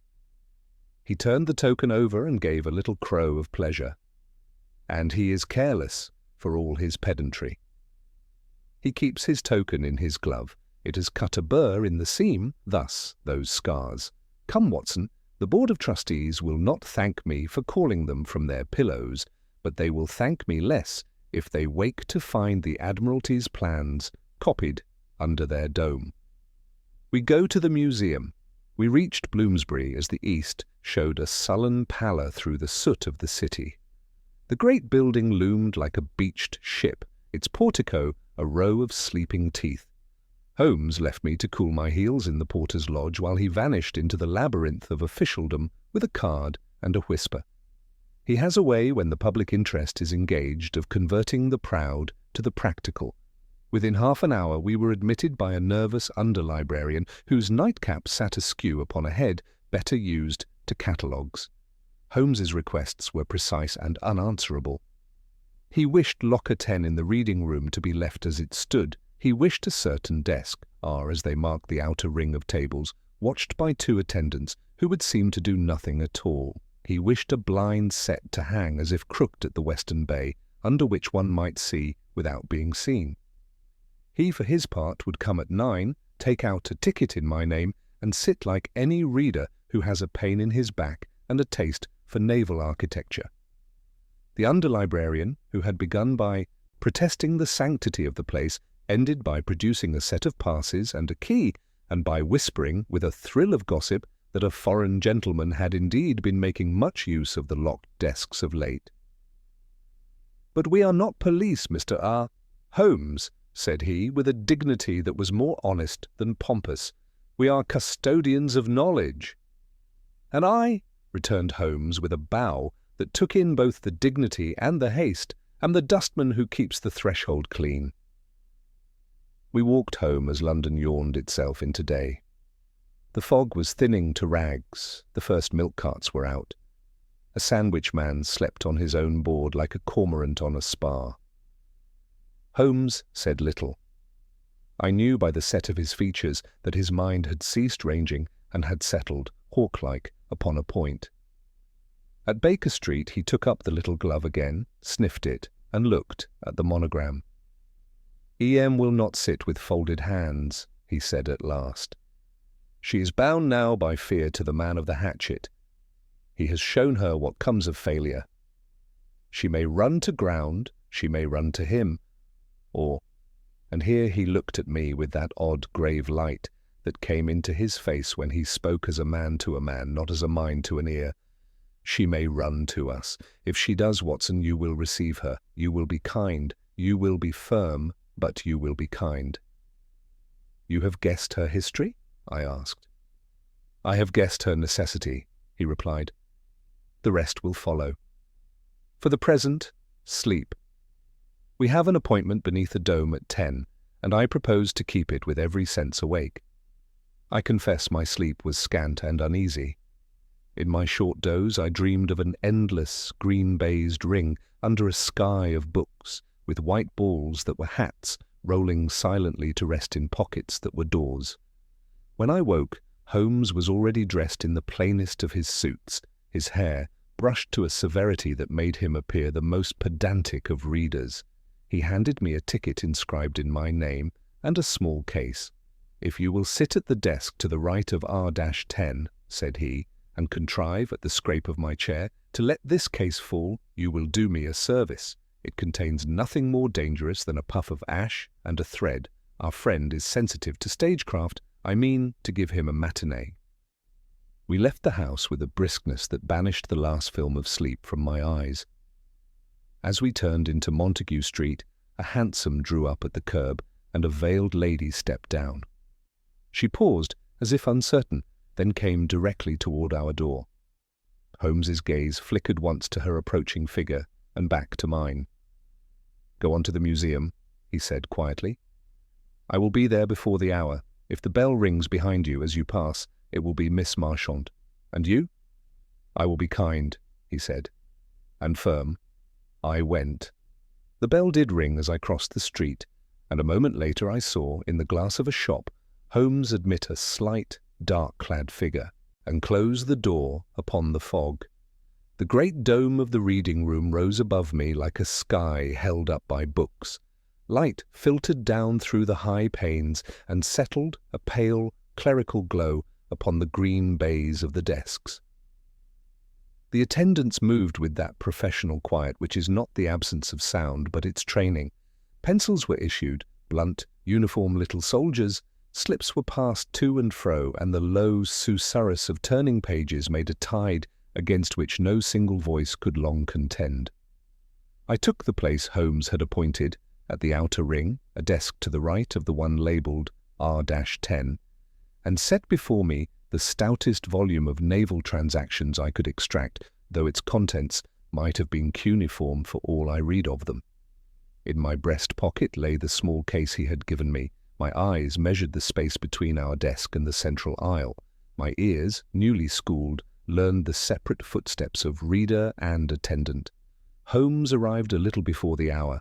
If genius has disguises, his most perfect was simplicity.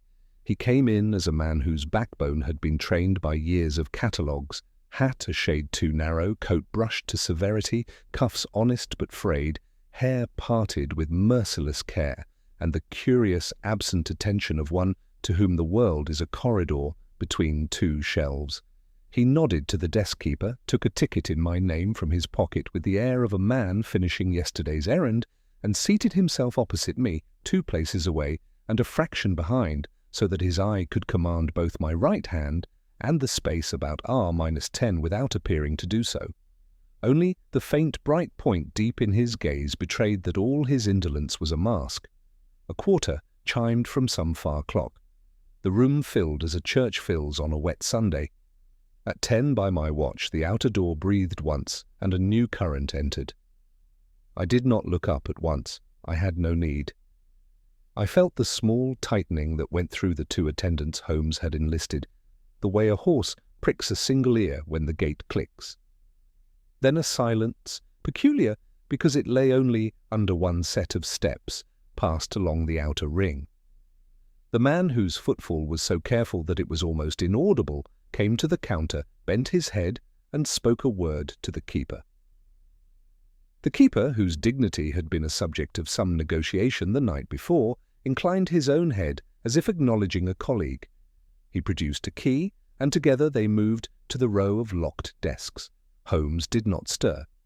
He adjusted his chair by the smallest fraction, so small a scrape that no one but I, who had been appointed its auditor, could have heard it. At that prearranged whisper, I let the little case slip from my fingers. It struck the baize with a muffled thud and sprang open like a beetle. A sigh of the thinnest ash breathed out and drifted across the desktop in a faint grey cloud. At the same instant, I pushed back my chair with an apology and stooped to retrieve the fallen thing, my elbow, purely by accident, brushing the edge of R10 where the keeper now fitted his key. "Clumsy of me," I murmured, and the nearest attendant made a deprecating gesture which, if translated into words, would have read, "Sir, you are forgiven. How could you help it?" The ash settled on my sleeve, on the lip of the desk, and, very delicately, on the glove of the gentleman who had just put out his hand to receive the opened lid. He glanced down, only the flicker of an eye, and then, with that same composure which we had seen already, he withdrew the hand into his cuff and let it rest there, as if the sleeve itself would wipe away the accident. He was the hatchet-faced man of the night before, thinner by daylight, his features cut as if a careless sculptor had pared too much from the clay. In this temple of quiet he had dressed himself as a student. Dresses, sober coat, plain cravat, spectacles in a thin steel frame which did not disguise the unlit coals of his eyes. He had the air, not of a thief in a church, but of a churchwarden in a counting-house. Only his right glove betrayed him. I saw, because I looked for it, the faint burr along the seam at the base of the forefinger, and the ash making a tracer of his motion, a minute smear where he brushed it against the desk's edge. The lid rose. The keeper withdrew without looking. The man seated himself and drew from his pocket, not a book, but a small leather case no larger than a snuff-box.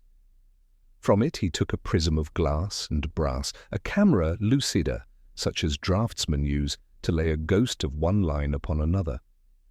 He placed it upon the desk so that its angle could catch the page beneath, and lay an obedient twin upon the sheet before him.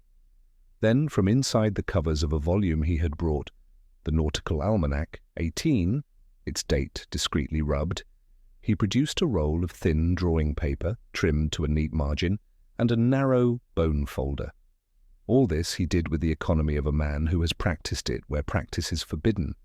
Holmes watched him as a falcon watches a hare from very high, motionless, yet with an intensity that could have scorched the page. One of our attendants, under the pretext of adjusting a blind at the western bay, let it hang a shade awry so that he too could see.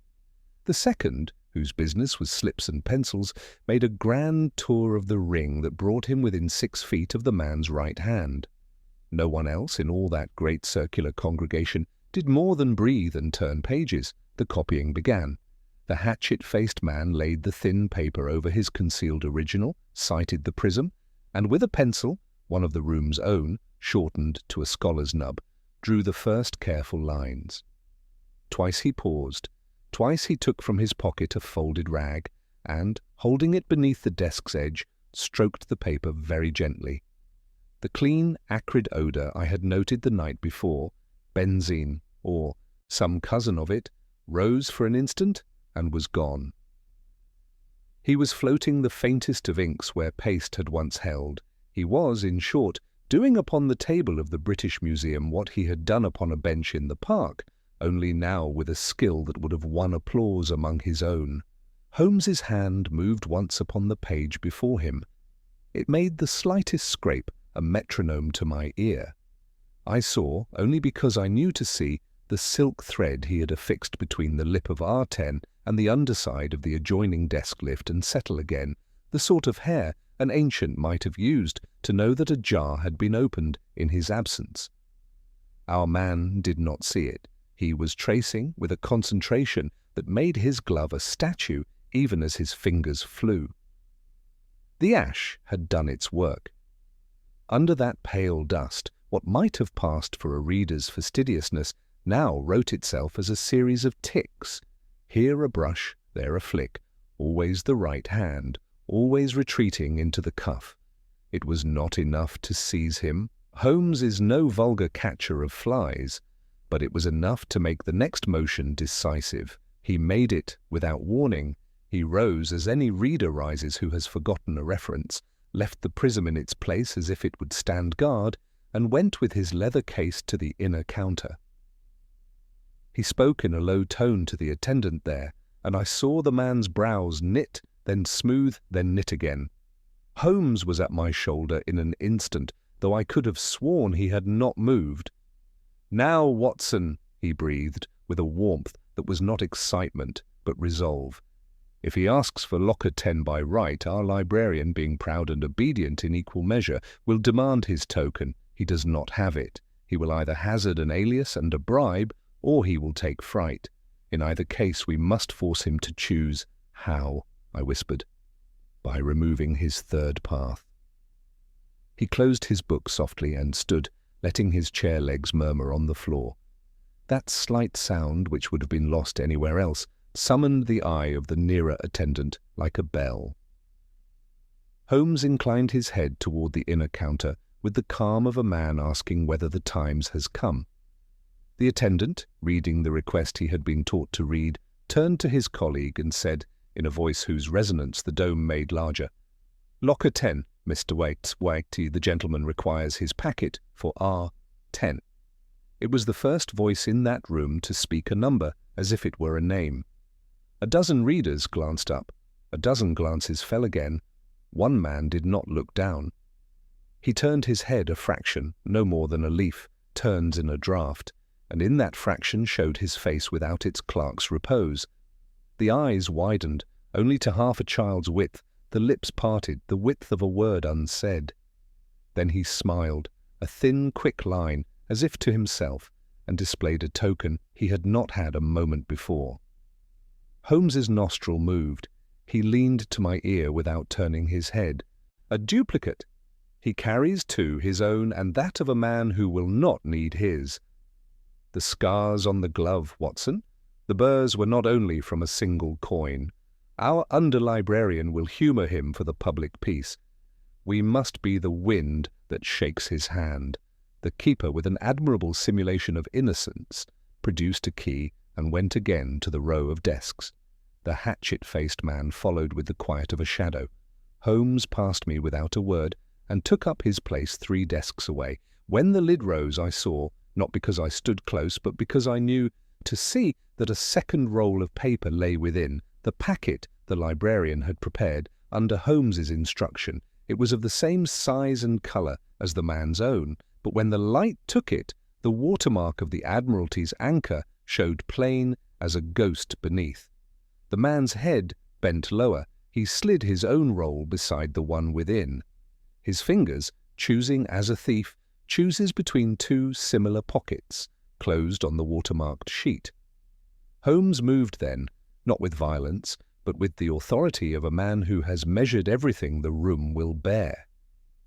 He put his hand very gently upon the edge of the open lid and said, in a voice that travelled no further than the length of that lid, "Sir, you will not take that paper."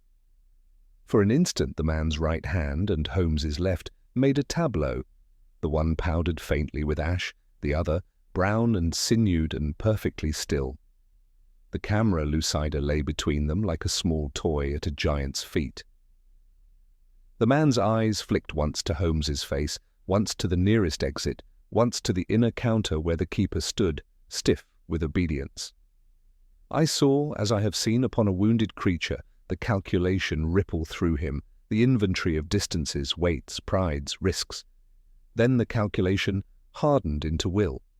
He let go the watermarked roll as if it had burned him, but with the same motion he snatched his own from the desk, closed the prism with a click, and swept it into his case. He bowed so slightly that it might have been a spasm, and said in an accent that the under-librarian would later swear was not French and not German, but something thin and ironed out between the two. "Sir, you mistake me." Holmes's hand left the lid. "Possibly," he returned, with that mildness which in him is the preface to force. "It is a comfort that the law, which is so often stupid, permits mistakes to be rectified within a quarter of a mile of this building. Inspector Lestrade," his voice rose one quiet degree, "you will oblige me. From behind a stack where the catalogues stand, not conjured, for Holmes does not conjure policemen."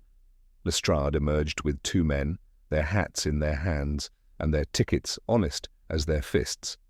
He had the grace not to look triumphant. "I'll oblige you gladly," said he, and laid a hand upon the gentleman's sleeve. There was no scene. The man made no dash, no cry.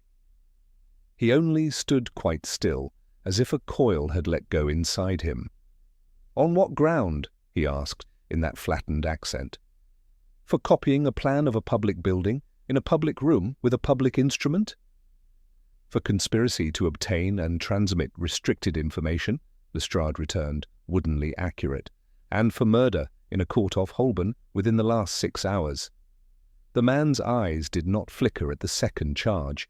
They rested, with what I could have sworn was curiosity, upon Holmes's face. "A pawn," he said softly. "You are fond of games, I see." Holmes's mouth tightened. "I prefer endings to pastimes. Come quietly, and you may still play one move more." They went, then, between the attendants, who had suddenly remembered 1,000 small duties, down the long curve, and out beneath the teeth of the portico into the thin daylight. The dome breathed again. Pages turned. The keeper resumed his dignities as if he had set them down for a moment to fetch a book. Holmes remained a little while, his head bent over the innocent rolls of paper, as if he were deciding whether to consult them or no. When at last we stood together under the portico, the air a degree fresher for having left so much paper behind, he let out the breath he had been holding since dawn. "It was not a net for fish," he said. "It was a ring for a duellist. He has taken the measure of my wrist and I of his. The rest is exposition. You think he will speak?" I asked. "He will speak, or he will arrange to speak through another," he answered.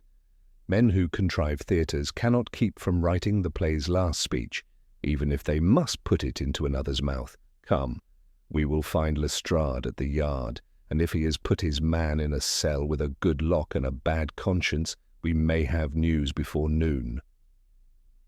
We had taken a few steps down the stairs when a cab turned the corner and drew up as neatly as a thought. Its blind was half down, a lady's gloved hand held it so.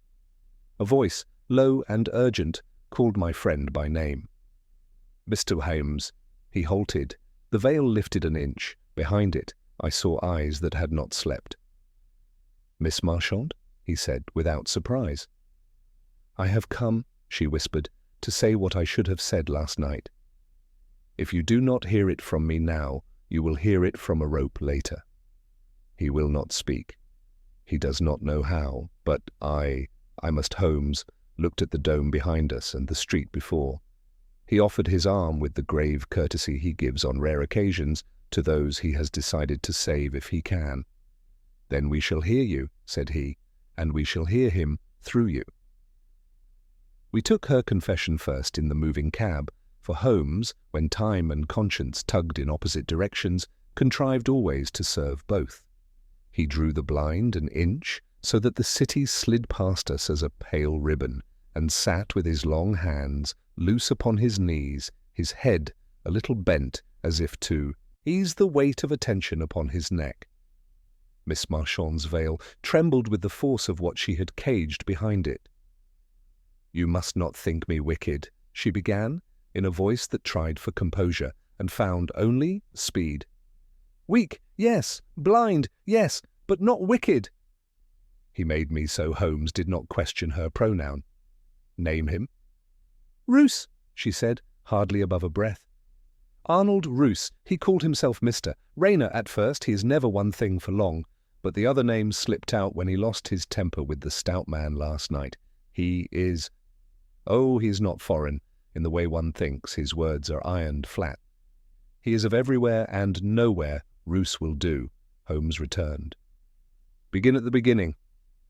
My father was French, she said, and I heard the ghost of it in her vowels. He taught drawing. He died with debts that were not shameful, only stubborn. My brother, Edouard, was taken in by a friend to a surveyor's office.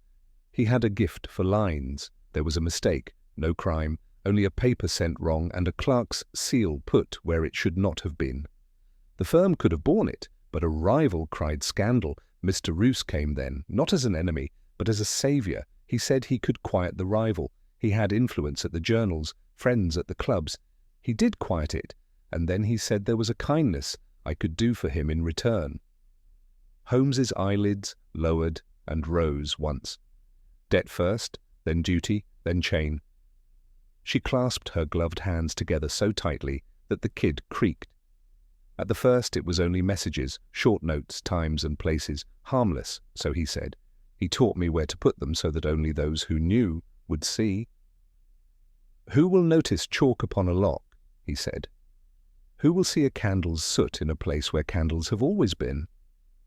I thought, if I am honest, Mr. Holmes, I thought it clever.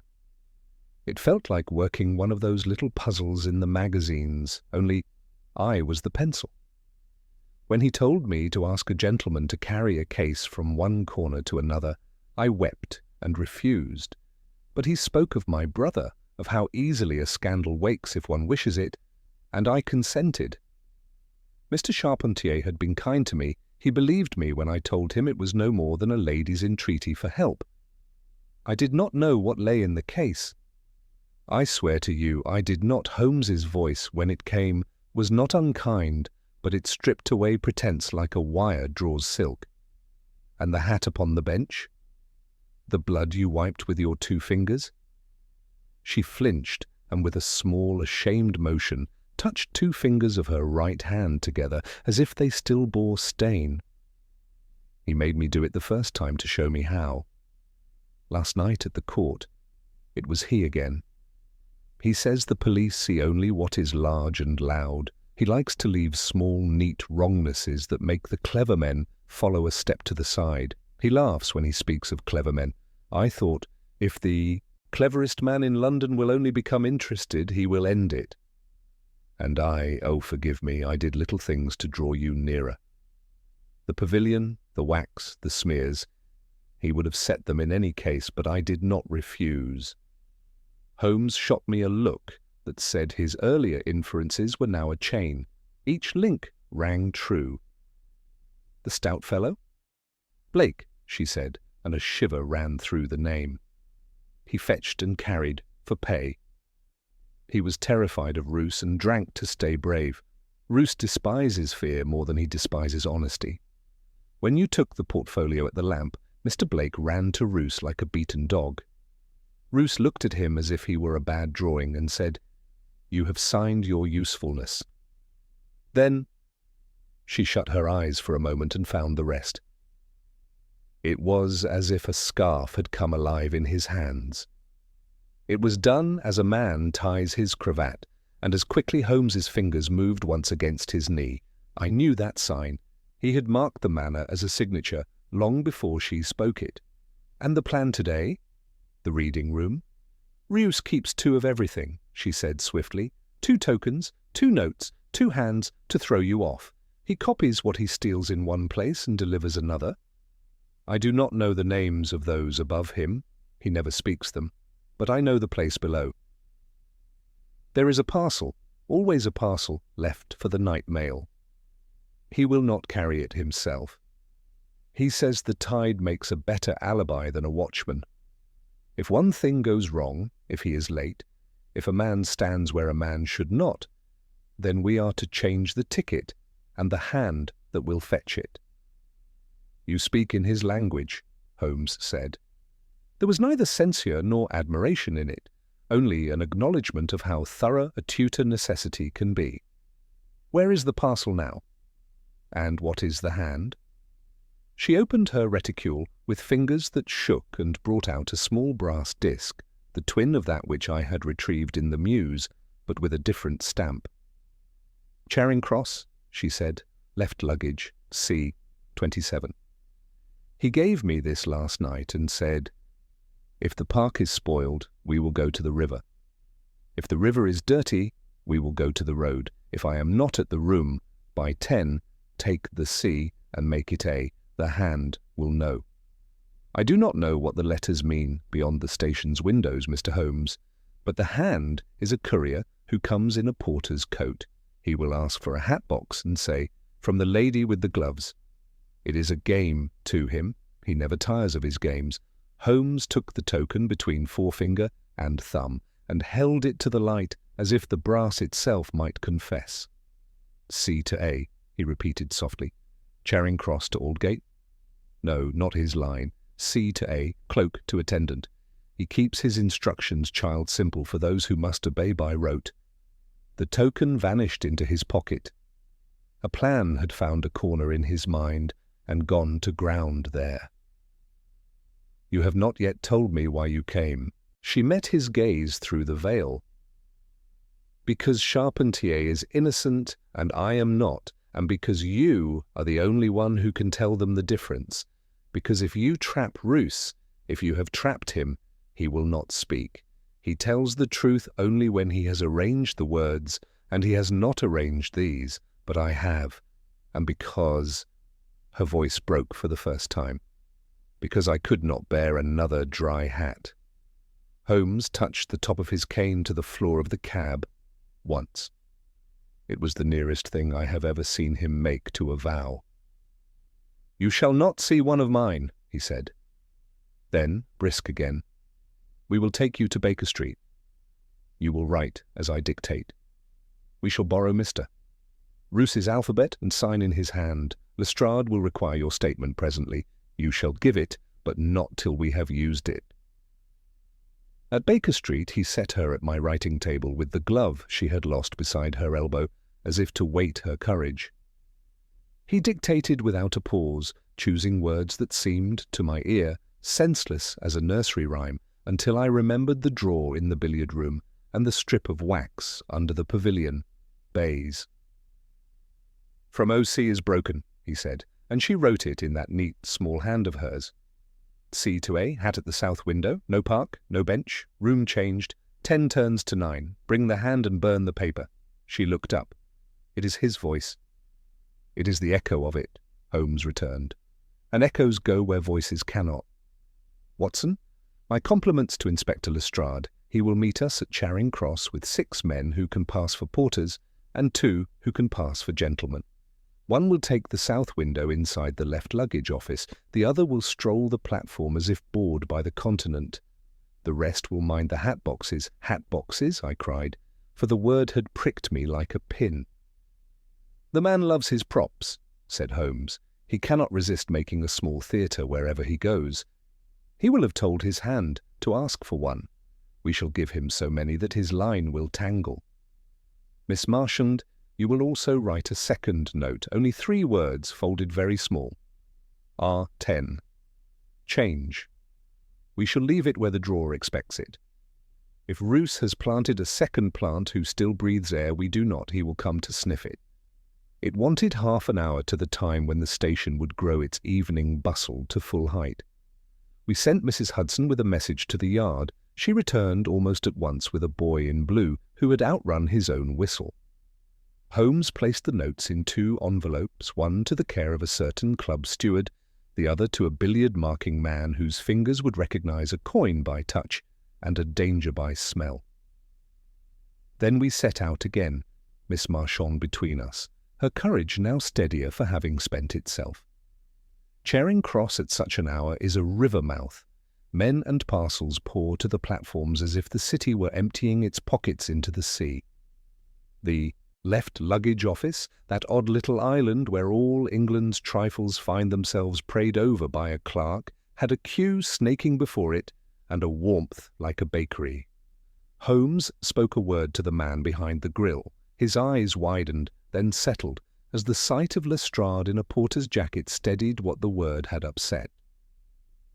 We took our posts, Holmes within sight of the south window, I with Miss Marchand a little to the left, where we could see the window's reflection in a varnished board that listed the tides, Lestrade a yard behind the counter with a cap on his head and a ticket in his fist, like any tired man of parcels.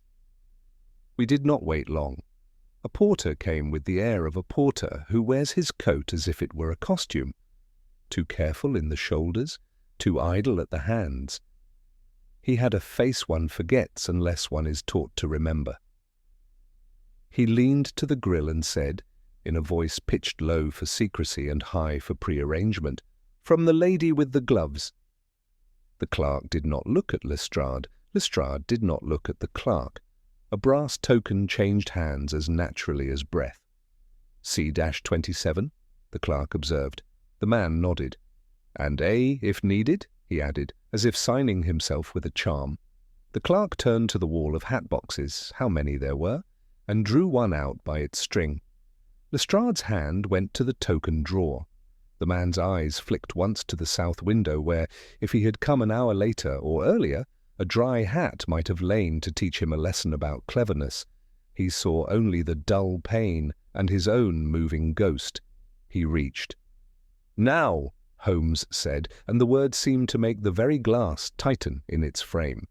Lestrade's fingers closed upon the wrist with the professional inevitability of a stamp upon wax. Two of his men converged. A third, who had been an old woman until she shed her shawl like a snake its skin, took the man's other arm. There was a jerk, a grunt, a short, stiff struggle. Then the quiet of things done by men who know their own strength. The hat box, when opened at the counter, held what I had expected and dreaded, a roll of thin paper, the twin of the one Roos had tried to filch, and beneath it, a little disc like those we had already seen, stamped not with an R or a C, but with a star. Holmes lifted it and smiled without mirth. "Next station in his ladder," he said. "He does not walk, he climbs. We have kicked the rung away. Take your man, Inspector, Miss Marchand. You have done what you could and more. Now you will come with me to the yard. You shall tell your story, and I shall tell mine, and between the two we shall make such a rope that even Mr. Roos will learn how to speak." She swayed then, the reaction taking her at last, and I put out a hand to steady her. Holmes's glance, when it met mine over her bowed head, held none of that terrible brightness that belongs to the chase. It held something older and simpler, a gratitude for courage and a promise kept. "We finish it tonight, Watson," he said quietly. "And when I have told you the part you have not yet guessed, why the hat must always be dry, you shall call me a pedant, but you shall not call me wrong." We reached the yard under a sky that had at last washed itself clear. In that cleaner light, Lestrade looked less like a man nursing a grudge and more like a workman with a load he meant to carry to the end. He had secured our hatchet-faced stranger, Roos, as Miss Marchand had named him, in a cell whose iron had the virtue of being unromantic. There are men for whom the brutality of fetters is an outrage. To this man, the absence of theatre was the greater insult. He stood at the grating with the mild, incurious air of a gentleman detained for a social error. If he had slept, I could not see it. If he had feared, he had mislaid it. Holmes did not begin with him. He sent me first to sit with Miss Marchand while a clerk took down her statement. She wrote without falter, her small hand steady, her voice the more even for having spent its tremors.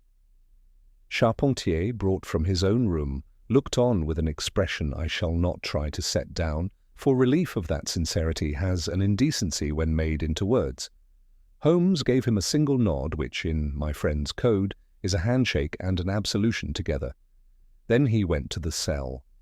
"Mr. Roos," he said, as one invites conversation in a carriage, "you have arranged scenes all your life.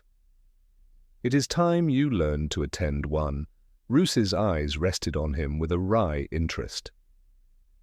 If you mean to parade your conclusions, pray omit the scent. I am not a woman.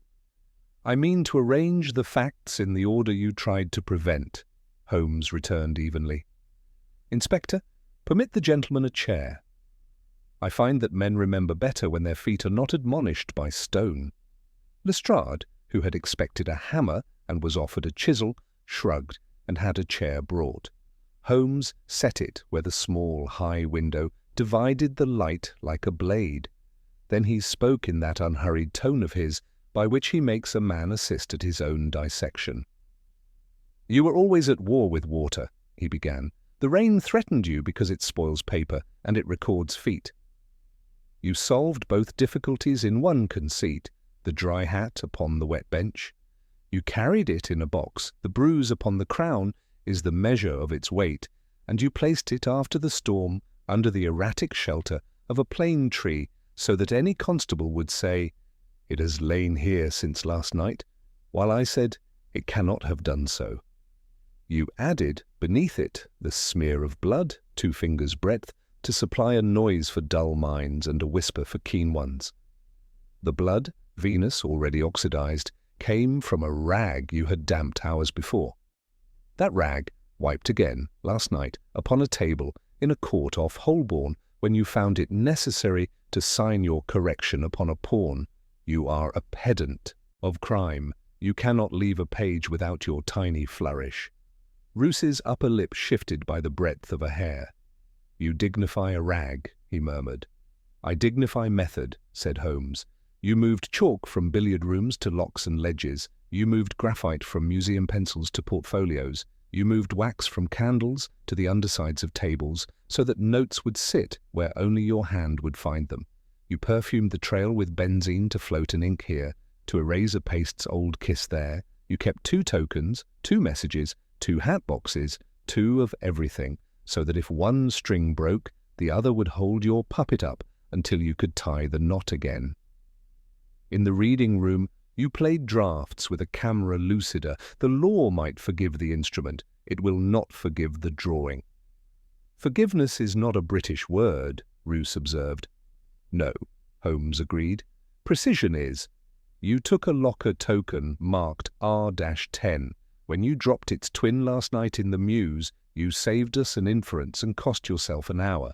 The letter was not cipher, it was geography. You do not love ciphers. Ciphers are for men who cannot act in the world.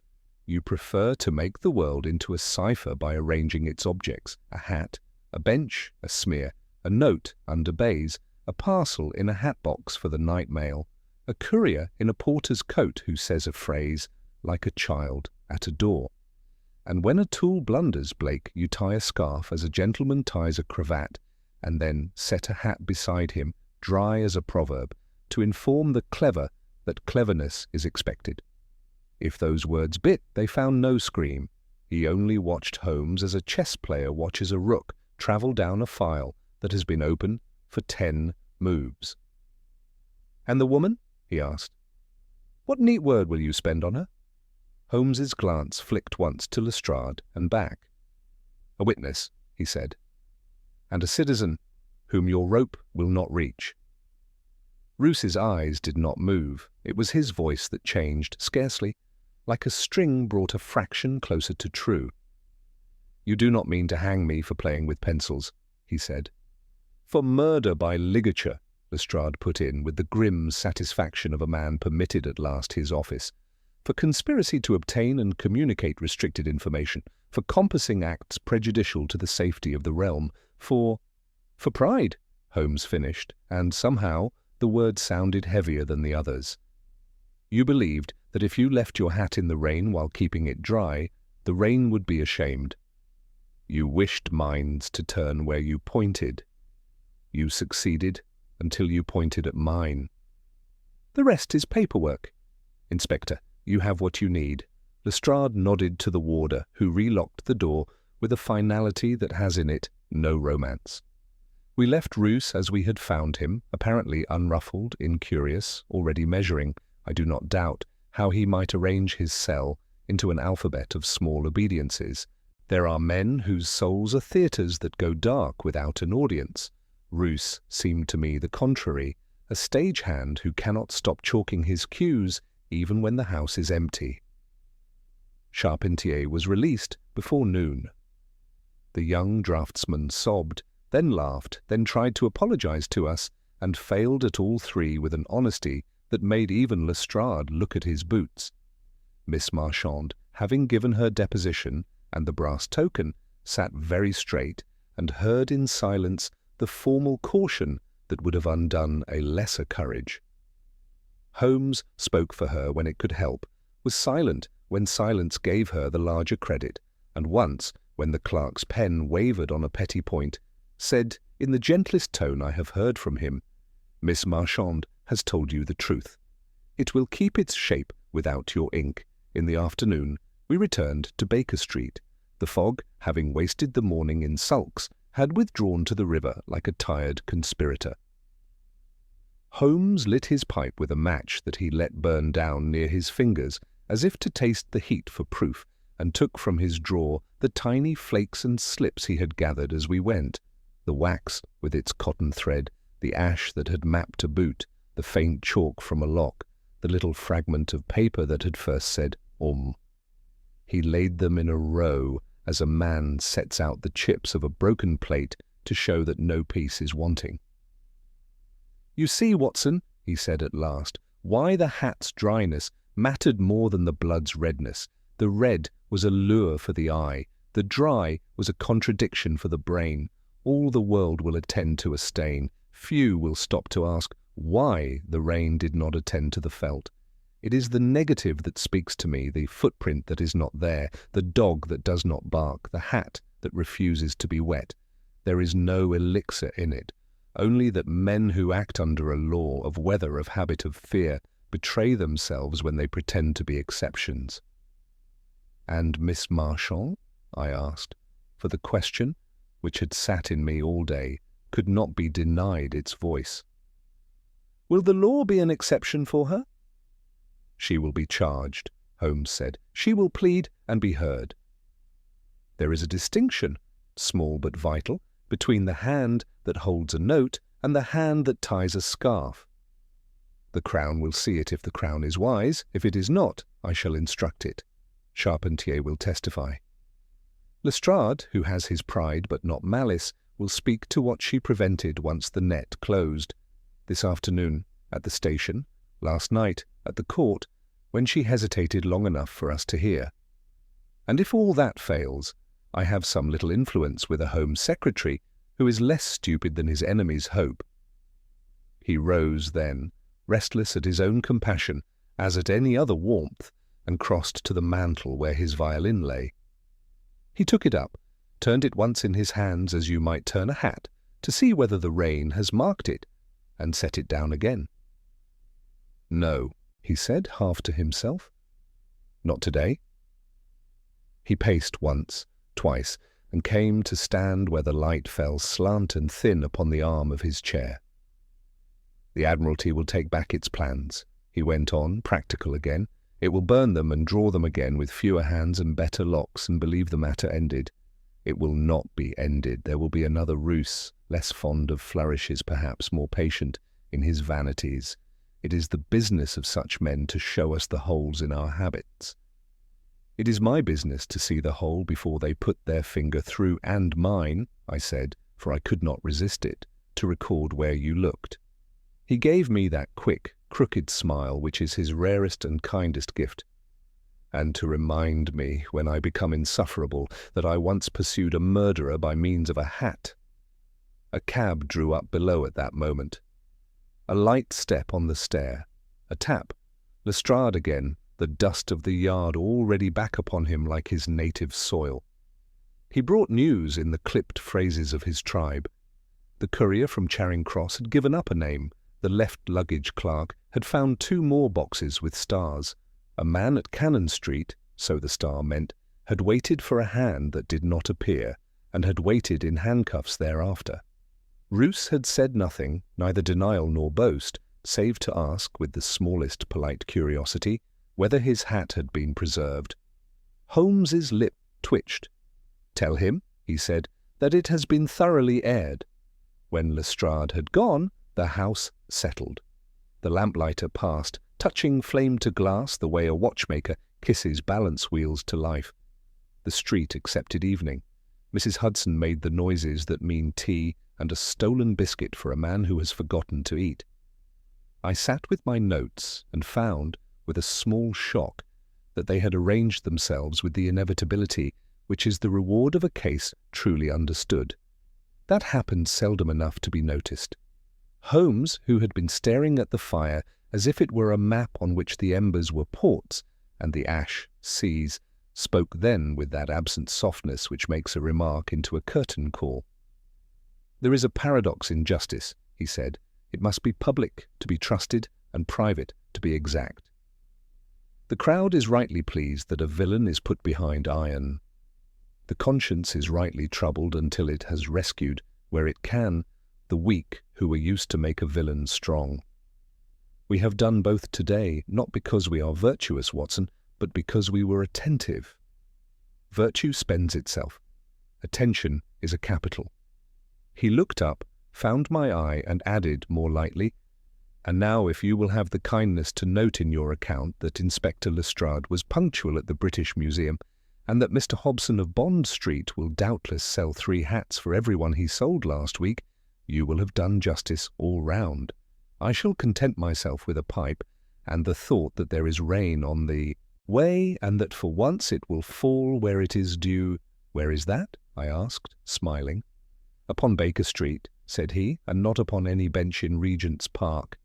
So ended the affair of the hat upon the empty bench, a case which began with a paradox and closed with the plainest things we have, courage, truth, and the patience to see where the water should have been and was not.